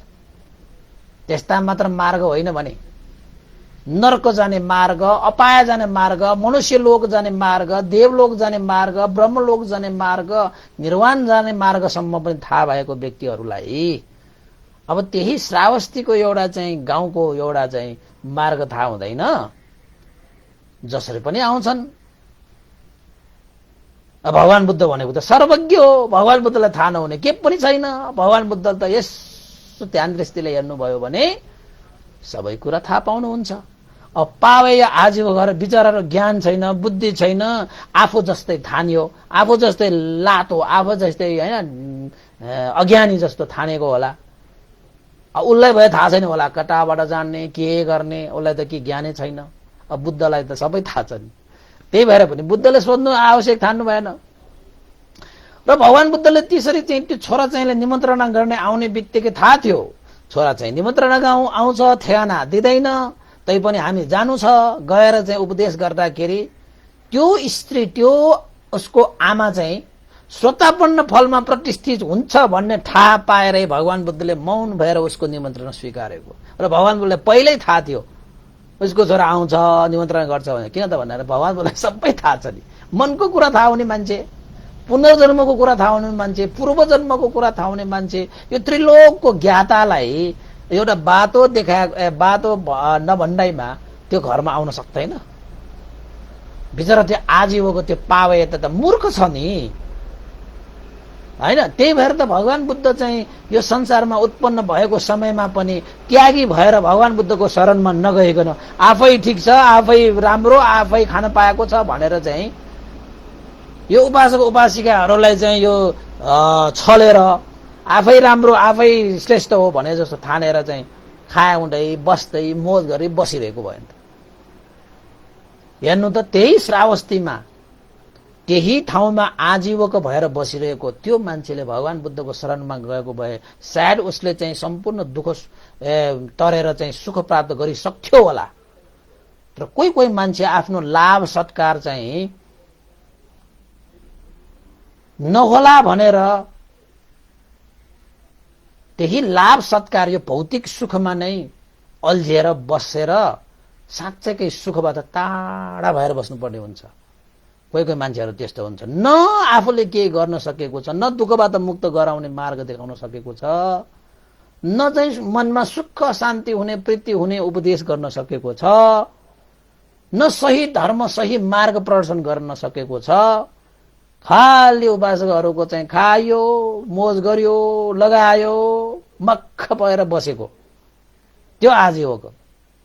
अझ उपासिकाले त्यसरी चाहिँ भगवान बुद्धकोमा गएर म धर्मदेशना सुन्न जाउँ भने टिङपल्ट रोकेको भने उसले। तर उपासिकाले चाहिँ अब बार बार त्यहाँ चाहिँ अब चाहिँ छरछिमेकीहरूको जीवनचर्या देखेर, छरछिमेकीहरूको मन प्रसन्नता देखेर साँच्चैकै उनीहरूले साँच्चैकै त्यस्तो सुख पाएको हो त, साँच्चैकै उनीहरू चाहिँ प्रसन्न भएको हो त, साँच्चैकै उनीहरूले चाहिँ यसो जीवनलाई सुखमय बनाएको हो त, मैले पनि एकचोटि हेर्नु पर्यो भनेर चाहिँ आखिरमा बिहारमा जाँदाखेरि चाहिँ अब देख्छ अब आफूले चाहिँ मानेको सत्कार गरेकोलाई चाहिँ किन चित्त दुखाउने होइन भनेर नगएको। तर अन्ततः उसले भगवान बुद्धले घरमा बोलाएको। बिचरा त्यो पावे आजीको कोठामा बसेर मक्क परेर बसिरहेको छ। अब यो समय भएपछि मैले खाने त हो नि, यो भगवान बुद्ध त आउन सक्दैन। अब भिक्षु संहिता नआएपछि त उसको श्रद्धा पनि बिग्रिन्छ अनि मैले भन्न पनि पाउँछ। ठिक्क भयो भनेर बसिरहेको थियो अर्को रुम, अर्को कोठामा चाहिँ। भगवान बुद्ध त तपाईको चाहिँ बिहान यसो समय हैन ठिक्क हुने बित्तिकै चिवर पात्र लगाएर पारोपण गरेर भिक्षुहरूलाई चाहिँ पछाडि लाइन राखेर ठिक्क भोजनको समयमा भगवान बुद्ध त्यो उपासिकाको घरमा पाइला टेके। हेर्नुहोस्, ठिक्क देख्नुभयो, कुनै ढिला गर्नुहुन्न, अगाडि पनि आउनुहुन्न, ढिला पनि आउनुहुन्न। ठिक्क भोजनको समयमा भगवान बुद्ध घरमा आएको देखेपछि त त्यो पावे आजीको त अचम्म भयो।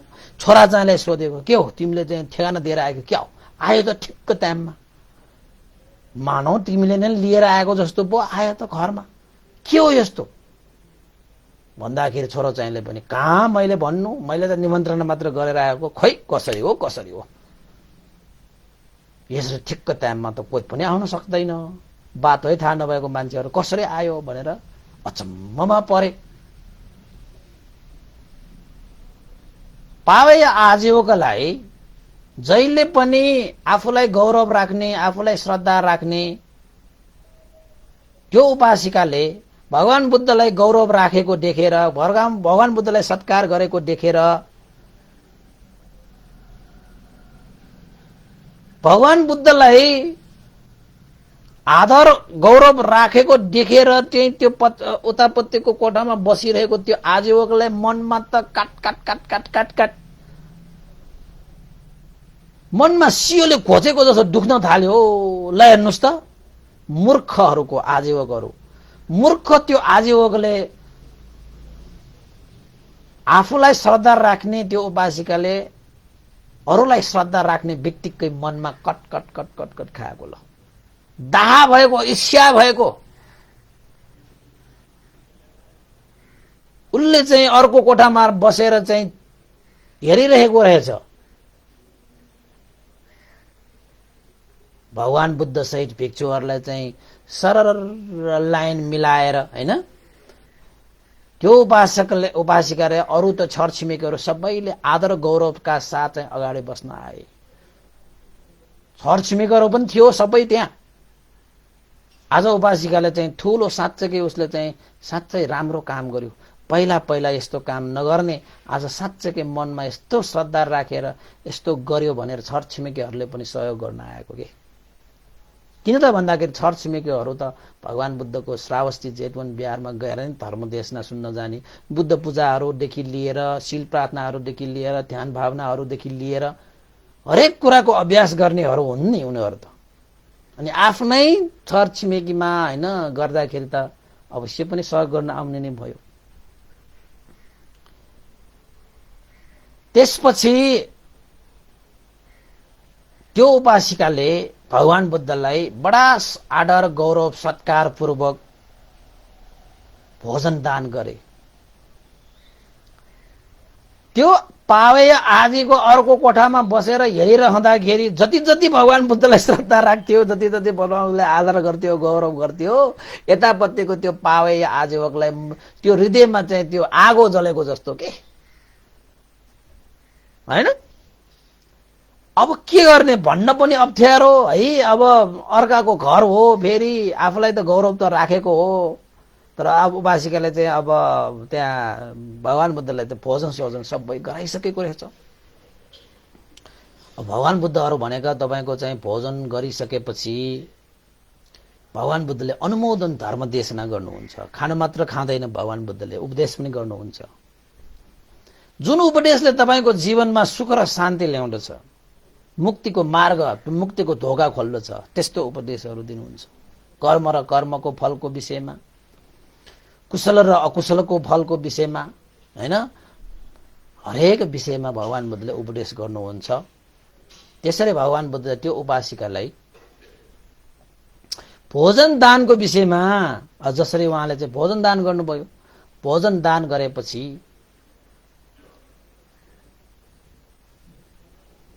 भोजन दान गरे बापत उपासक उपासिकाहरूले प्राप्त गर्ने फलको विषयमा उपदेशहरू गरे। भोजन दान गर्यो भने तपाईले आयु वर्ण सुख बल तपाईले प्राप्त गर्नुहुन्छ र त्यसमा एउटा अर्को थपेर प्रज्ञा, यो पाँचवटा विषयहरू चाहिँ दाताहरूले भोजन दानबाट प्राप्त गर्दछ। र भगवान बुद्धले त्यही विषयमा उपदेश गर्दै गर्दाखेरि त्यो उपासिकाले धेरै नै श्रद्धा आस्था गौरव राखेर सुने। अरू पनि उपासिकाहरू पनि छन् हैन। सुन्दै गर्दाखेरि त बीच-बीचमा त्यो उपासकले साधु साधु भन्ने, जिन्दगीमा उसले त्यस्तो मधुर वचन, सत्य वचन, सम्यक वचन, त्यस्तो शीतल वचन कहिले सुन्न पाएको थिएन। अहिले भगवान बुद्धले त्यो उपदेश दिनु हुँदाखेरि त्यो उपासकले बीच-बीचमा साधु साधु भन्थ्यो कि। जति जति त्यो उपासिकाले साधु साधु भनेर त्यो भगवान बुद्धको उपदेश सुन्न थाल्यो, त्यति त्यति उतापत्ति कोठामा बसिरहेको त्यो पावे आजीवकलाई त मनमा किल्लाई ठोकेको जस्तो भयो। दाह भएको के, ईर्ष्या भएको के। मलाई श्रद्धा राख्ने, मलाई गौरव राख्ने यो उपासिका त भगवान बुद्धलाई पो साधु साधु भन्दै कति मजाले उपदेश सुन्न थालेको। ल अब त्यो आफ्नो पावे आजीवकले कहिले पनि त्यस्तो चाहिँ साधु साधु भन्ने गरी उपदेशै दिएको छैन होला। त्यति सन्तोष हुने गरी उनीहरूले धर्म कर्म गराएकै छैन होला, त्यति सुख भएन होला जिन्दगीमा उसलाई। जति आज भगवान बुद्धलाई भोजन दान गर्दाखेरि उसलाई सुख मिलेको छ, त्यति त्यो पावे आजीवकलाई जिन्दगीभर त्यसरी दान गरेर आएको पनि उसलाई सुख मिलेन होला नि त। त्यो नभए पनि भगवान बुद्धले आज उसलाई चाहिँ भोजन दान गर्दाखेरि भगवान बुद्धले देशना गर्नुभएको धर्महरू सुन्दाखेरि उसलाई मनमा प्रीति उत्पन्न भयो होला नि त। साधु साधु दिइरहेको, यता साधु जति दिन्छ उता उसको मनमा त्यति किल्ला ठोक्छ कि, आगो बल्छ कि, उसलाई दाह हुन्छ, ईर्ष्या हुन्छ कि। भगवान बुद्धलाई थाहा थियो सबै, फेरि यो पावे आजको त्यो कोठामा बसेर सुनिरहेको छ भन्ने कुरा पनि थाहा थियो, र यो उपासिकाले चाहिँ अब उपदेशहरू चाहिँ मजाले सुनिरहेको पनि थाहा थियो। भगवान बुद्धले उपदेशलाई अगाडि बढाउँदै जानुभयो। उपासिकाले पनि साधु साधु भन्दै गए। यता पावे आजको मनमा भने फेरि आगो बल्दै गयो, जल्दै गयो। उसलाई त छटपटी भयो। कहिले गएर त्यो ठाउँमा चाहिँ तोड फोड गरौँ जस्तो उसलाई त द्वेष चित्तहरू पनि उत्पन्न भएर आयो है।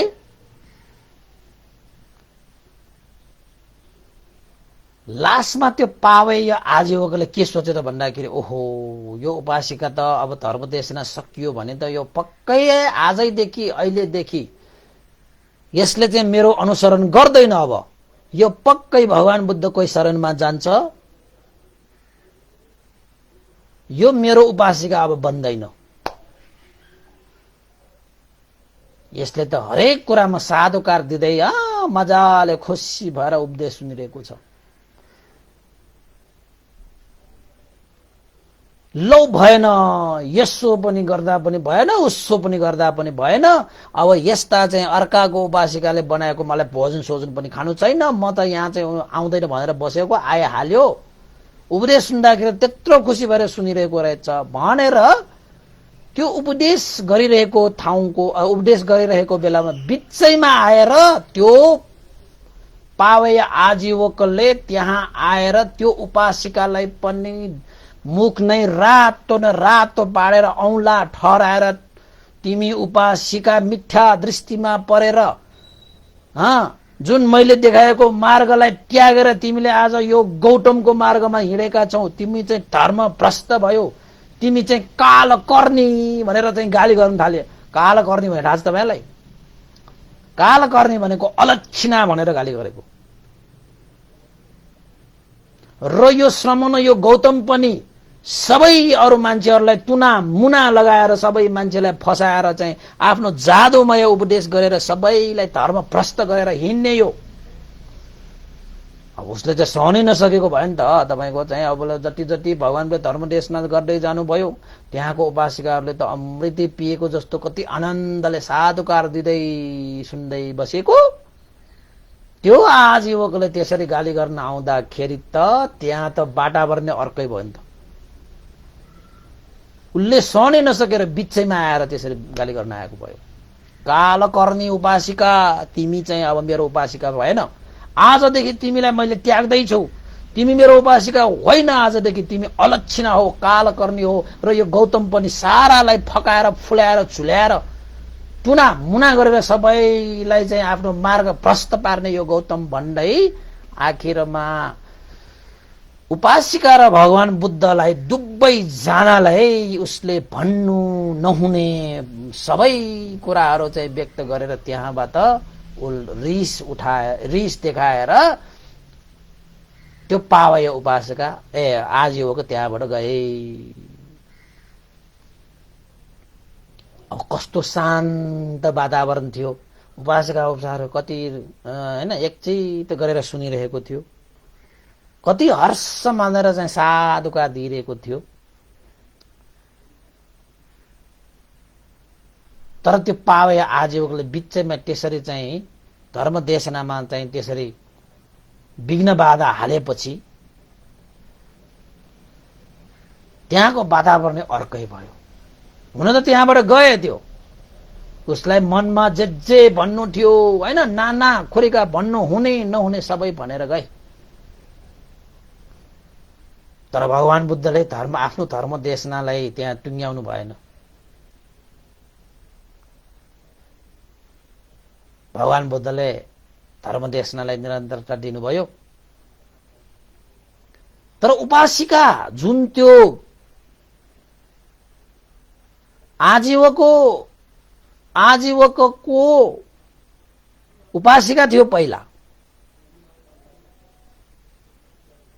अब आफूले गुरु मानेको त्यो व्यक्तिले रिसाएर कालकर्णी अलक्षिणा भनेर यो गौतम पनि मार्ग भ्रष्ट गर्ने भनेर त्यहाँ चाहिँ अब ठुल्ठुलो स्वरले रिसाएर त्यसरी कराएर गएपछि त त्यो उपासिकाको मनमा चाहिँ अब अलिकति के कुरा खेल्न थाले, के गरेको होला यस्तो भनेर मन चाहिँ उसको व्याकुल व्याकुल भयो। अब हुन्छ पनि त्यस्तो। अनि भगवान बुद्धले चाहिँ सोध्न थालेछ, हे उपासिका,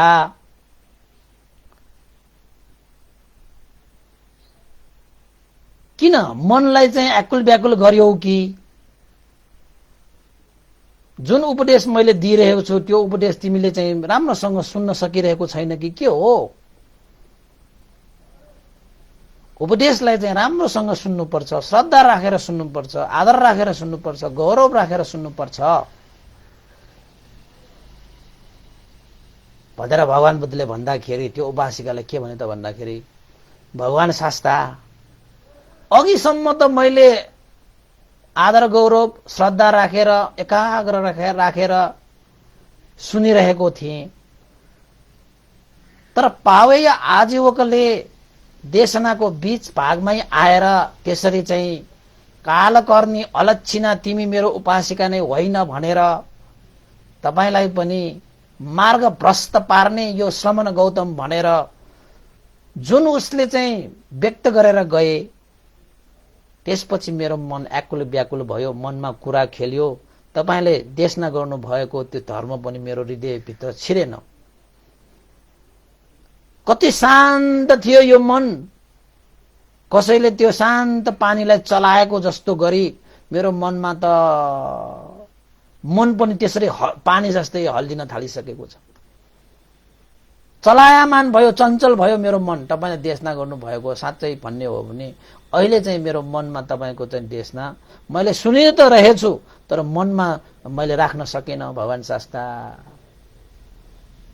मेरो मन आत्तिरहेको छ, मेरो मनमा भयभीत भइरहेको छ। कहीं मेरो चाहिँ त्यो गुरु भनाउँदा पावे आजीवकले मलाई अलक्षिणा भनेर तिमी मेरो उपासिका भएर तिमी मेरो नष्ट भएर जाऊ, यस्तो भएर जाऊ, उस्तो भएर जाऊ भनेर चाहिँ सरापे जस्तै गरेर गए, तपाईलाई पनि गाली गरेर जस्तै गएर गए।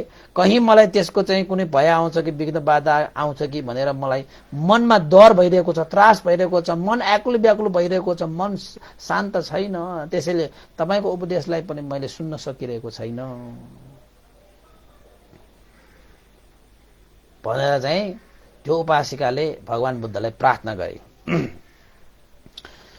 भगवान बुद्धलाई प्रार्थना गरिसकेपछि उपासिकालाई भगवान बुद्धले उपासिकालाई के भन्नुभयो त भन्दाखेरि, हे उपासिका,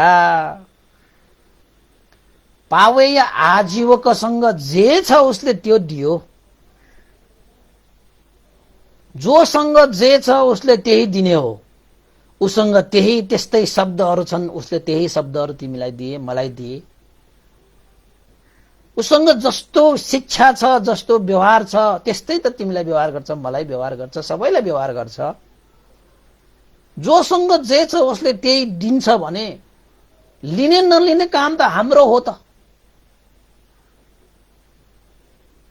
त्यसैले हे उपासिका, आफूले के गरिरहेको छु, के गर्नु पर्छ, आफू सही मार्गमा छ छैन त्यो मात्रै ध्यान देऊ। आफूले दोष हुने कार्य गरेको छु कि छुइन त्यो मात्रै जान, त्यो मात्रै बुझ। अब आफूले के गर्नुपर्छ, के गर्नु हुन्न त्यो मात्रै जान, त्यो मात्रै बुझ। अरूको दोष नखोज, अरूले के गरे के गरेन भनेर चाहिँ नखोज। अरूको दोष खोजेर अरूले के गरे के गरेन भनेर खोजिरह्यो भने त आफ्नो दोष खोज्नको निमित्त समय हुँदैन। आफूले के गर्नुपर्छ के गर्नु पर्दैन भन्ने विषयलाई जान्नको निमित्त समय हुँदैन हे उपासिका। त्यसैले त्यो पावेय आजीवकले जे उसँग छ त्यै दिएर गयो। अब त्यो चिजलाई लिने कि नलिने भन्ने कुरा त हाम्रोमा भर पर्छ। हे उपासिका, त्यो कुरा सही छ भने लिने हो, सही छैन भने नलिने हो। यस्तो सभामा तिम्रो श्रद्धाप्रति यसरी चाहिँ जुन चाहिँ गाली गलौजहरू गरेर गए, त्यस्ता कुरा मनमा तिमीले लिनुहुन्छ र त्यसले के तिमीलाई चाहिँ राम्रो गर्छ र? त्यो त भगवान शास्त्र राम्रो गरिरहेको छैन, मलाई अहिले नै राम्रो गरिरहेको छैन। एकैछिन अगाडि मैले भगवान शास्त्रको उपदेशलाई कति शान्त आनन्दले सुनिरहेको थिएँ, तर त्यो कुरा सुनेपछि मेरो मन मैले लिएपछि अहिले मेरो मन चाहिँ व्याकुल व्याकुल भइरहेको छ, भयभीत भइरहेको छ। हे उपासिका, त्यो कुरालाई लिने बित्तिकै भयभीत भयो। त्यस्ता भयभीत व्याकुल व्याकुल हुने कुरालाई लिएर आफ्नो जुन चाहिँ कार्य छ, आफ्नो जुन चाहिँ मार्ग छ, त्यसलाई नटुक्र्याऊ। त्यसैले हे उपासिका, अरूको त्यो पावे आजीवको दोष पनि नखोज। अहिले पावेले के गर्यो के गरेन भनेर पनि नसोच। आफ्नो दोष छ कि छैन हेर, आफूले के गरिरहेको छु, के गर्नुपर्छ त्यो हेर।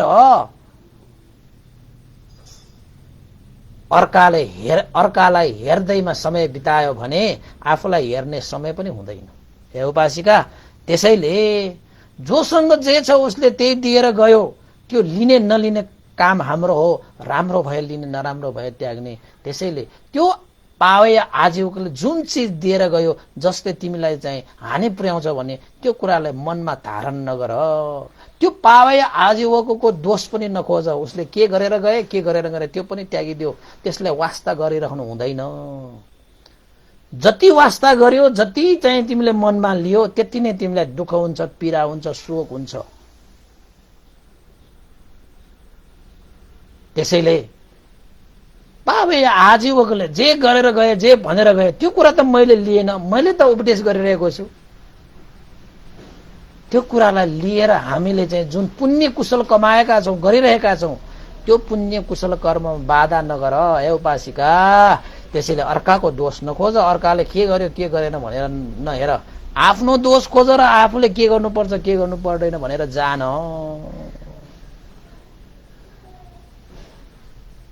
यही कार्यले मान्छेलाई सफल बनाउँदछ भनेर भगवान बुद्धले त्यो उपासिकालाई उपदेश गर्न थाले। हेर्नुहोस् है, अब भगवान बुद्धको त्यो उपदेश सुन्ने बित्तिकै त्यो उपासिका र अरू उपासिकाहरूले पनि सोचे कि अब त्यो पावे आजीवकले अब उसको दोष खोजिरह्यो भने त समय मात्र बर्बाद हुने भयो। उसँग जे छ त्यो उसले दिएर गयो, के छ त लिने नलिने त आफ्नो काम हो। उसले के गर्यो के गरेन भन्नुभन्दा पनि अहिलेको समयमा हामीले के गर्नुपर्छ के गर्नु पर्दैन भन्ने हामीले जान्नु पर्यो। भगवान बुद्ध सही नै भन्नुहुन्छ। भगवान बुद्धले हेर्नुहोस्, त्यस्तो गाली गरेर गए पनि, देशना गरिरहेको देशना सुनिरहेका दुवै परिसरलाई चाहिँ त्यसरी चाहिँ गाली गलौज गरेर गए पनि भगवान बुद्धले चाहिँ उसलाई कुनै दोष नदिकन, उसले के गर्यो के गरेन भनेर के पनि नहेरिकन उहाँले चाहिँ अहिलेको समय जुन धर्मदेशना गरिरहनु भएको छ, त्यो धर्मदेशनालाई नै शान्त दान्त भएर चाहिँ उहाँले निरन्तरता दिनुभएको रहेछ। भगवान शास्त्र साँच्चै महान रहेछ। त्यस्तो महान व्यक्तिको त्यो कार्यमा हामीले मन व्याकुल व्याकुल बनाएर, मनलाई चाहिँ तित्रभित्र बनाएर हामीले उहाँको महान कार्यलाई हामीले किन बिगार्नु? हामीले पनि अब त्यो पावे आजीवकले जेसुकै भनेर जाओस्, उसको जस्तो सुकै दोष होस्, त्यसको वास्ता भएन हामीलाई। अहिले भगवान बुद्धले देशना गर्नुभएको उपदेश सुन्ने हो। भगवान बुद्धसँग जे छ त्यो दिइरहेको छ, त्यो हामीले जीवनलाई सुख र शान्तिको मार्गको निमित्त त्यो चाहिँ आधार मिलिरहेको छ। त्यो पावे या त्यो आजीवको त्यो सुनेर त्यो मनमा लिएर त के पनि जीवनको लागि सुख र शान्ति मिलेको छैन त। सुन्ने बित्तिकै त उसको चाहिँ जीवन चाहिँ तित्रभित्र हुने त्यस्ता शब्दहरूको पछि लागेर मैले जीवन किन खेर पाल्नु? होस्, उपासका होइन भने पनि होइन, अलक्षिणा काल गर्ने भनेर गए, उसले भन्दैमा हुन्छ, उसले भनेको मैले लिनुपर्छ भन्ने पनि छैन। होस्, उसको कर्म उसैलाई, मेरो कर्म मेरैलाई। अहिले मैले त कुनै त्यस्तो दोष हुने कार्य त गरेकै छैन। कहाँ छ मेरो दोष? के पनि छैन मेरो दोष। अहिले त मैले चाहिँ भगवान बुद्धको उपदेश सुन्ने भनेर मैले यस्तो श्रद्धा राखेर मैले निमन्त्रणा गरेको, अहिले त मैले भगवान बुद्धको कुरा सुन्नुपर्छ। पावे आजीवकले उसको जीवनमा भएको चिज उसको सही रूप आज देखाएर गए। मैले उसलाई त्याग्नुमै राम्रो हुन्छ, जाति हुन्छ, होस् भनेर छाडेर आखिरमा त्यो उपासिकाले भगवान बुद्धको उपदेशमा नै ध्यान दिएर सुन्नुभयो। त्यसपछि भगवान बुद्धले फेरि दान कथा, शील कथा, ध्यान कथा, हैन, विभिन्न कर्म र कर्मफलको कथा आदि इत्यादि, भगवान बुद्धको चतुरार्य सत्य आदि इत्यादि हरेक कुराहरू भगवान बुद्धले देशना गरिसकेपछि अनि त त्यो उपासिकाले सबै अर्काको दोष, अर्काले के गर्यो के गरेन भन्ने सबै कुरा छाडेर आफ्नो दोष, आफूले के गरे के गर्नुपर्छ भन्ने कुरालाई जानेर उपासिकाले भगवान बुद्धको उपदेशलाई सुनेर बस्नु हुँदाखेरि भगवान बुद्धको त्यो अमृतमय वचनले गर्दाखेरि त्यो उपासिकाले देशनाको अन्तक्रममा उपासिकाले श्रोतापन्न फल प्राप्त गरिलिए। त्यो उपासिका श्रोतापन्न फलमा प्रतिष्ठित भयो र अरू उपासक उपासिकाहरू त्यहाँ जति पनि छरछिमेकीहरू चाहिँ आएर सुनिरहेका छन् ती उपासिका उपासकहरूको लागि पनि त्यो धर्म देशना सार्थक भए।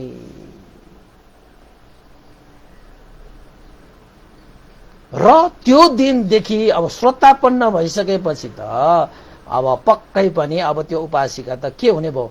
बुद्धं शरणं गच्छामि, धम्मं शरणं गच्छामि, संघं शरणं गच्छामि। आजदेखि अहिलेदेखि म बुद्धको शरणमा गए, धर्मको शरणमा गए, संघको शरणमा गए भनेर शरणशील ग्रहण गर्दै बुद्ध शासनमा उपासिकाको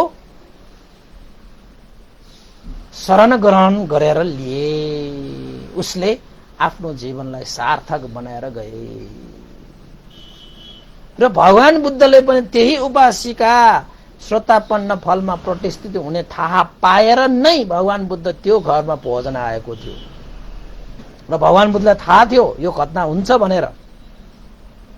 यद्यपि भगवान बुद्धले त्यो उपासिकालाई बिचैमा उपदेश सुनिरहेको बेलामा चाहिँ हैन, न परेसं मिलो मानी न परेसं कता कतङ अत्त नो व अवेख्येय कतानी अकतानी छ भनेर चाहिँ अर्काको दोष र अर्काले के गर्यो के गरेन भनी हेर्नु भन्दा आफ्नो दोष र आफूले के गरे के गरिन भनी हेर्नु जाति भनेर भगवान बुद्धले त्यो उपासिकालाई त्यो देशना गरेपछि उसको मन शान्त भएको कारणले गर्दाखेरि भगवान बुद्धको उपदेशबाट उसले श्रोतापन्न फल लिएको।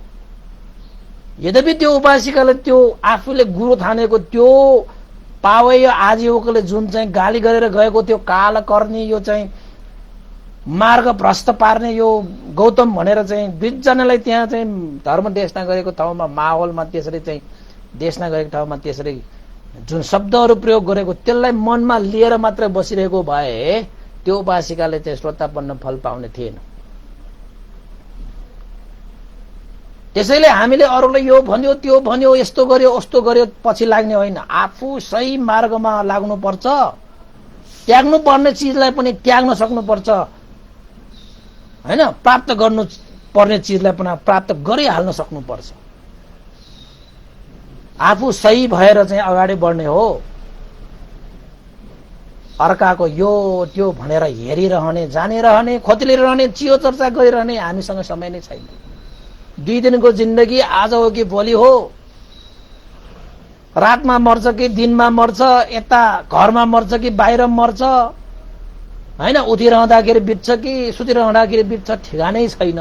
यस्तो जीवन धारण गरिरहेको मान्छेले आफ्नो जीवनलाई चाहिँ सत्मार्गमा लगाएर दुःखबाट मुक्त गर्ने मार्ग चाहिँ प्रशस्त पार्नको निमित्त त हामीलाई समय कति अभाव भइरहेको बेलामा हामीले अर्काको दोष खोजिरहने, चियो चर्चा गरिरहने, अर्काले के गर्यो के गरेन भनेर चाहिँ अर्काकै कुराहरू मात्रै अर्काकै विषयहरूलाई मात्रै हेरेर हामीले जीवन यापन गर्न थाल्यो भने त आफूलाई जीवन जिउने कहिले, आफ्नो लागि मार्ग खोज्ने कहिले, आफ्नो दोष निवारण गर्ने कहिले आफू बाँच्ने कहिले?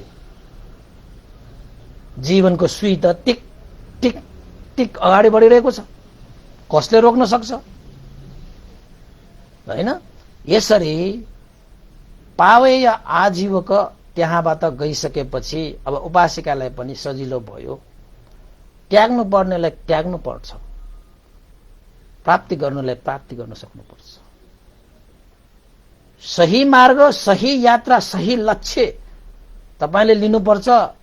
अर्काले के भन्यो कसो भन्यो भन्ने विषयमा अल्झिरहने बेला छैन। बढ्नुस् अगाडि। संसारको स्वभाव नै भन्ने हो, भन्न दिनुस्। अन्डो हेर्न लगायो भने अन्डो जस्तो भइदिने, सुन्नाउन आयो भने बहिरो जस्तो भइदिने, बोल्न आयो भने लातो जस्तो भइदिने, वास्तै गर्नु पर्दैन हो। उपासिकाले पनि त्यही गरिसकेपछि उपासिका श्रोतापन्न भएका हुन् है। यसरी पावेय आजीवकको यो कथा भगवान बुद्धको यो विषयलाई हामीले पनि आफ्नो जीवनमा केही हदसम्म मात्रै धारण गर्न सके तापनि हाम्रो जीवनमा पनि यस्ता घटनाहरू कयौं घटिरहेका हुन्छन्। हामी अरूले केही कुरा भन्ने बित्तिकै रातभर निन्द्रा लाग्दैन। हामीले अरूले केही ठिक्क भन्यो भने हामीलाई शंका आउँछ, उपशंका आउँछ हैन? अनि कोही कोही मान्छे त अर्काकै दोष र अर्काले के गर्यो के गरेन भन्ने विषयमा नै चासो चियो चर्चा गर्दै समय बिताउँछ। आफ्नो लागि त समय नै छैन मान्छेहरूसँग। अनि त्यस्ता मान्छेले आफू को हो, मैले के गर्नुपर्छ के गर्नुहुन्न भन्ने कुरा थाहा पाउने कहिले, उसले जान्ने कहिले, बुझ्ने कहिले भनेको।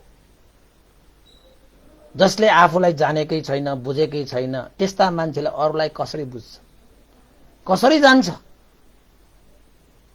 त्यसैले मूर्ख मान्छेहरूले मात्रै अर्काको दोष खोज्दै हिँड्छ अरे।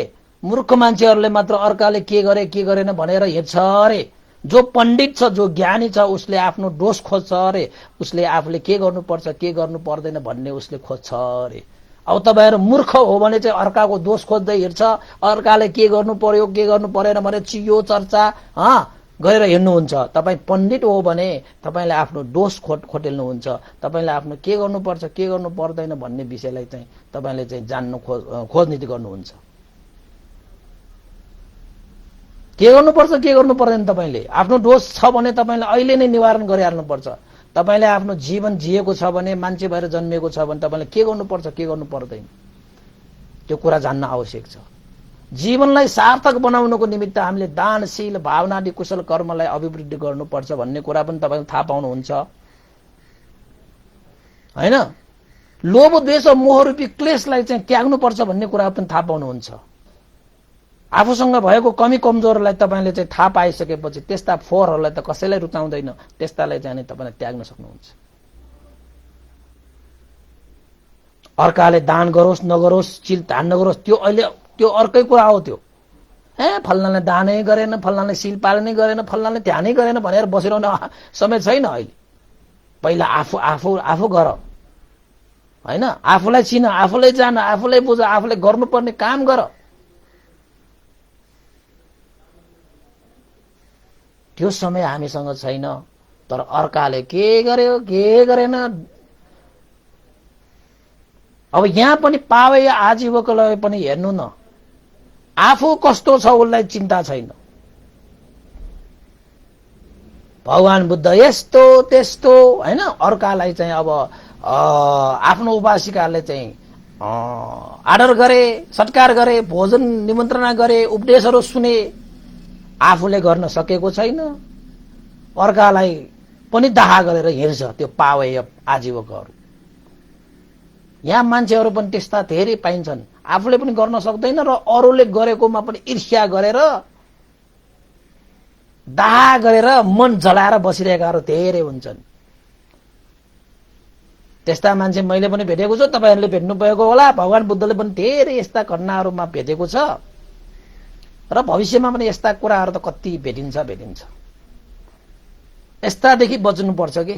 त्यसैले चाहिँ यसले यो भन्यो त्यसले त्यो भन्यो भनेर हामीले खोजनीति गरेर हिँड्नु पनि हामीलाई आवश्यक छैन। आफूहरू सही मार्गमा हिँड्ने, तपाईँ सही छ भने यो दुनियाँको कुराहरू सुनिरहन आवश्यक छैन। बढाउनुस् यात्रा, सफल अवश्य भइन्छ है। जसरी यो उपासिकाले चाहिँ आफ्नो जीवनलाई सार्थक पारेर गए, त्यसरी नै सम्पूर्ण उपासक उपासिकाहरूले यसरी भगवान बुद्धको यो जुन देशनाहरू हामीले गरिरहेका छौं, त्यो देशनालाई सुनेर तपाईहरूले पनि आफ्नो दोष खोज्ने होइन, अरूकाको दोष खोज्ने होइन, अरूकाले के गरे भनेर हेर्ने होइन। आफ्नो दोष खोज्नुस्, निवारण गर्नुस्, आफूले के गरे के गरिन, के गर्नुपर्छ के गर्नु पर्दैन, त्यो कुरालाई जानेर तपाईँ अगाडि बढ्नुभयो भने साँच्चै तपाईँको जीवन सार्थक हुनेछ। तपाईँको जीवनमा प्राप्त गर्नुपर्ने जति पनि सुख शान्ति र निर्वाण धर्मलाई पनि तपाईँले साक्षात्कार गर्न सक्नुहुनेछ। मार्गफल निर्वाण धर्म तपाईँले चाँडोभन्दा चाँडो प्राप्त गर्न सक्नुहुनेछ भन्दै आजको यो उपदेशले तपाईँहरूको जीवनमा साँच्चै जसरी यो उपासिकाले श्रोतापन्न फल प्राप्त गरेर गए, त्यसरी नै तपाईँहरूले पनि आफ्नो जीवनमा भगवान बुद्धको यो शिक्षालाई अनुसरण गरेर फेरि अन्तमा एकचोटि म भन्न चाहन्छु, न परेसङ विलो माने न परेसङ कता कतङ अत्तनो व अवैख्यय कतानी कतानी छ। अर्काको दोष र अर्काले के गर्यो के गरेन भनी हेर्नु भन्दा आफ्नो दोष र आफूले के गरे के गरिन भने हेर्नु जाति भन्ने यो भगवान बुद्धको धम्मपद गाथालाई आज यही टुङ्ग्याउन चाहन्छु। सबैले आजैदेखि आफ्नो दोष खोतल्ने, आफ्नो दोषलाई निहाल्ने, दोषलाई जान्ने र आफूले के गरे के गरिन भन्ने कुरालाई चाहिँ जान्ने बुझ्ने मार्गमा सबै लाग्न सकोस् भन्दै आजको उपदेश यही टुङ्ग्याउन चाहन्छु। भवतु सब मङ्गलङ। र अन्तमा सम्पूर्ण यो पुण्य हाम्रो दिवंगत गुरुवर ज्ञानपूर्णिक महास्थिर भन्तेलाई यो पुण्य लाभ भएर उहाँले निर्वाण धर्म साक्षात्कार गर्न सकोस् भन्दै पुण्यानुमन गर्न चाहन्छु। सबैले एकपल्ट साधुकार भनिदिनु होला। साधु साधु साधु। इदं नो ज्ञातिनां होतु सुखितावन्तु ज्ञातयो। इदं नो ज्ञातिनां होतु सुखितावन्तु ज्ञातयो। इदं नो ज्ञातिनां होतु सुखितावन्तु ज्ञातयो। एतावता सम्मेहि सम्पदं पुण्यसम्पदं सब्बे देवानुमोदन्तु सम्ब सम्पत्ति सिद्धिया। एतावता सम्मेहि सम्पदं पुण्यसम्पदं सब्बे भूतानुमोदन्तु सम्ब सम्पत्ति सिद्धिया। साधु साधु साधु। भवतु सब मंगलम्।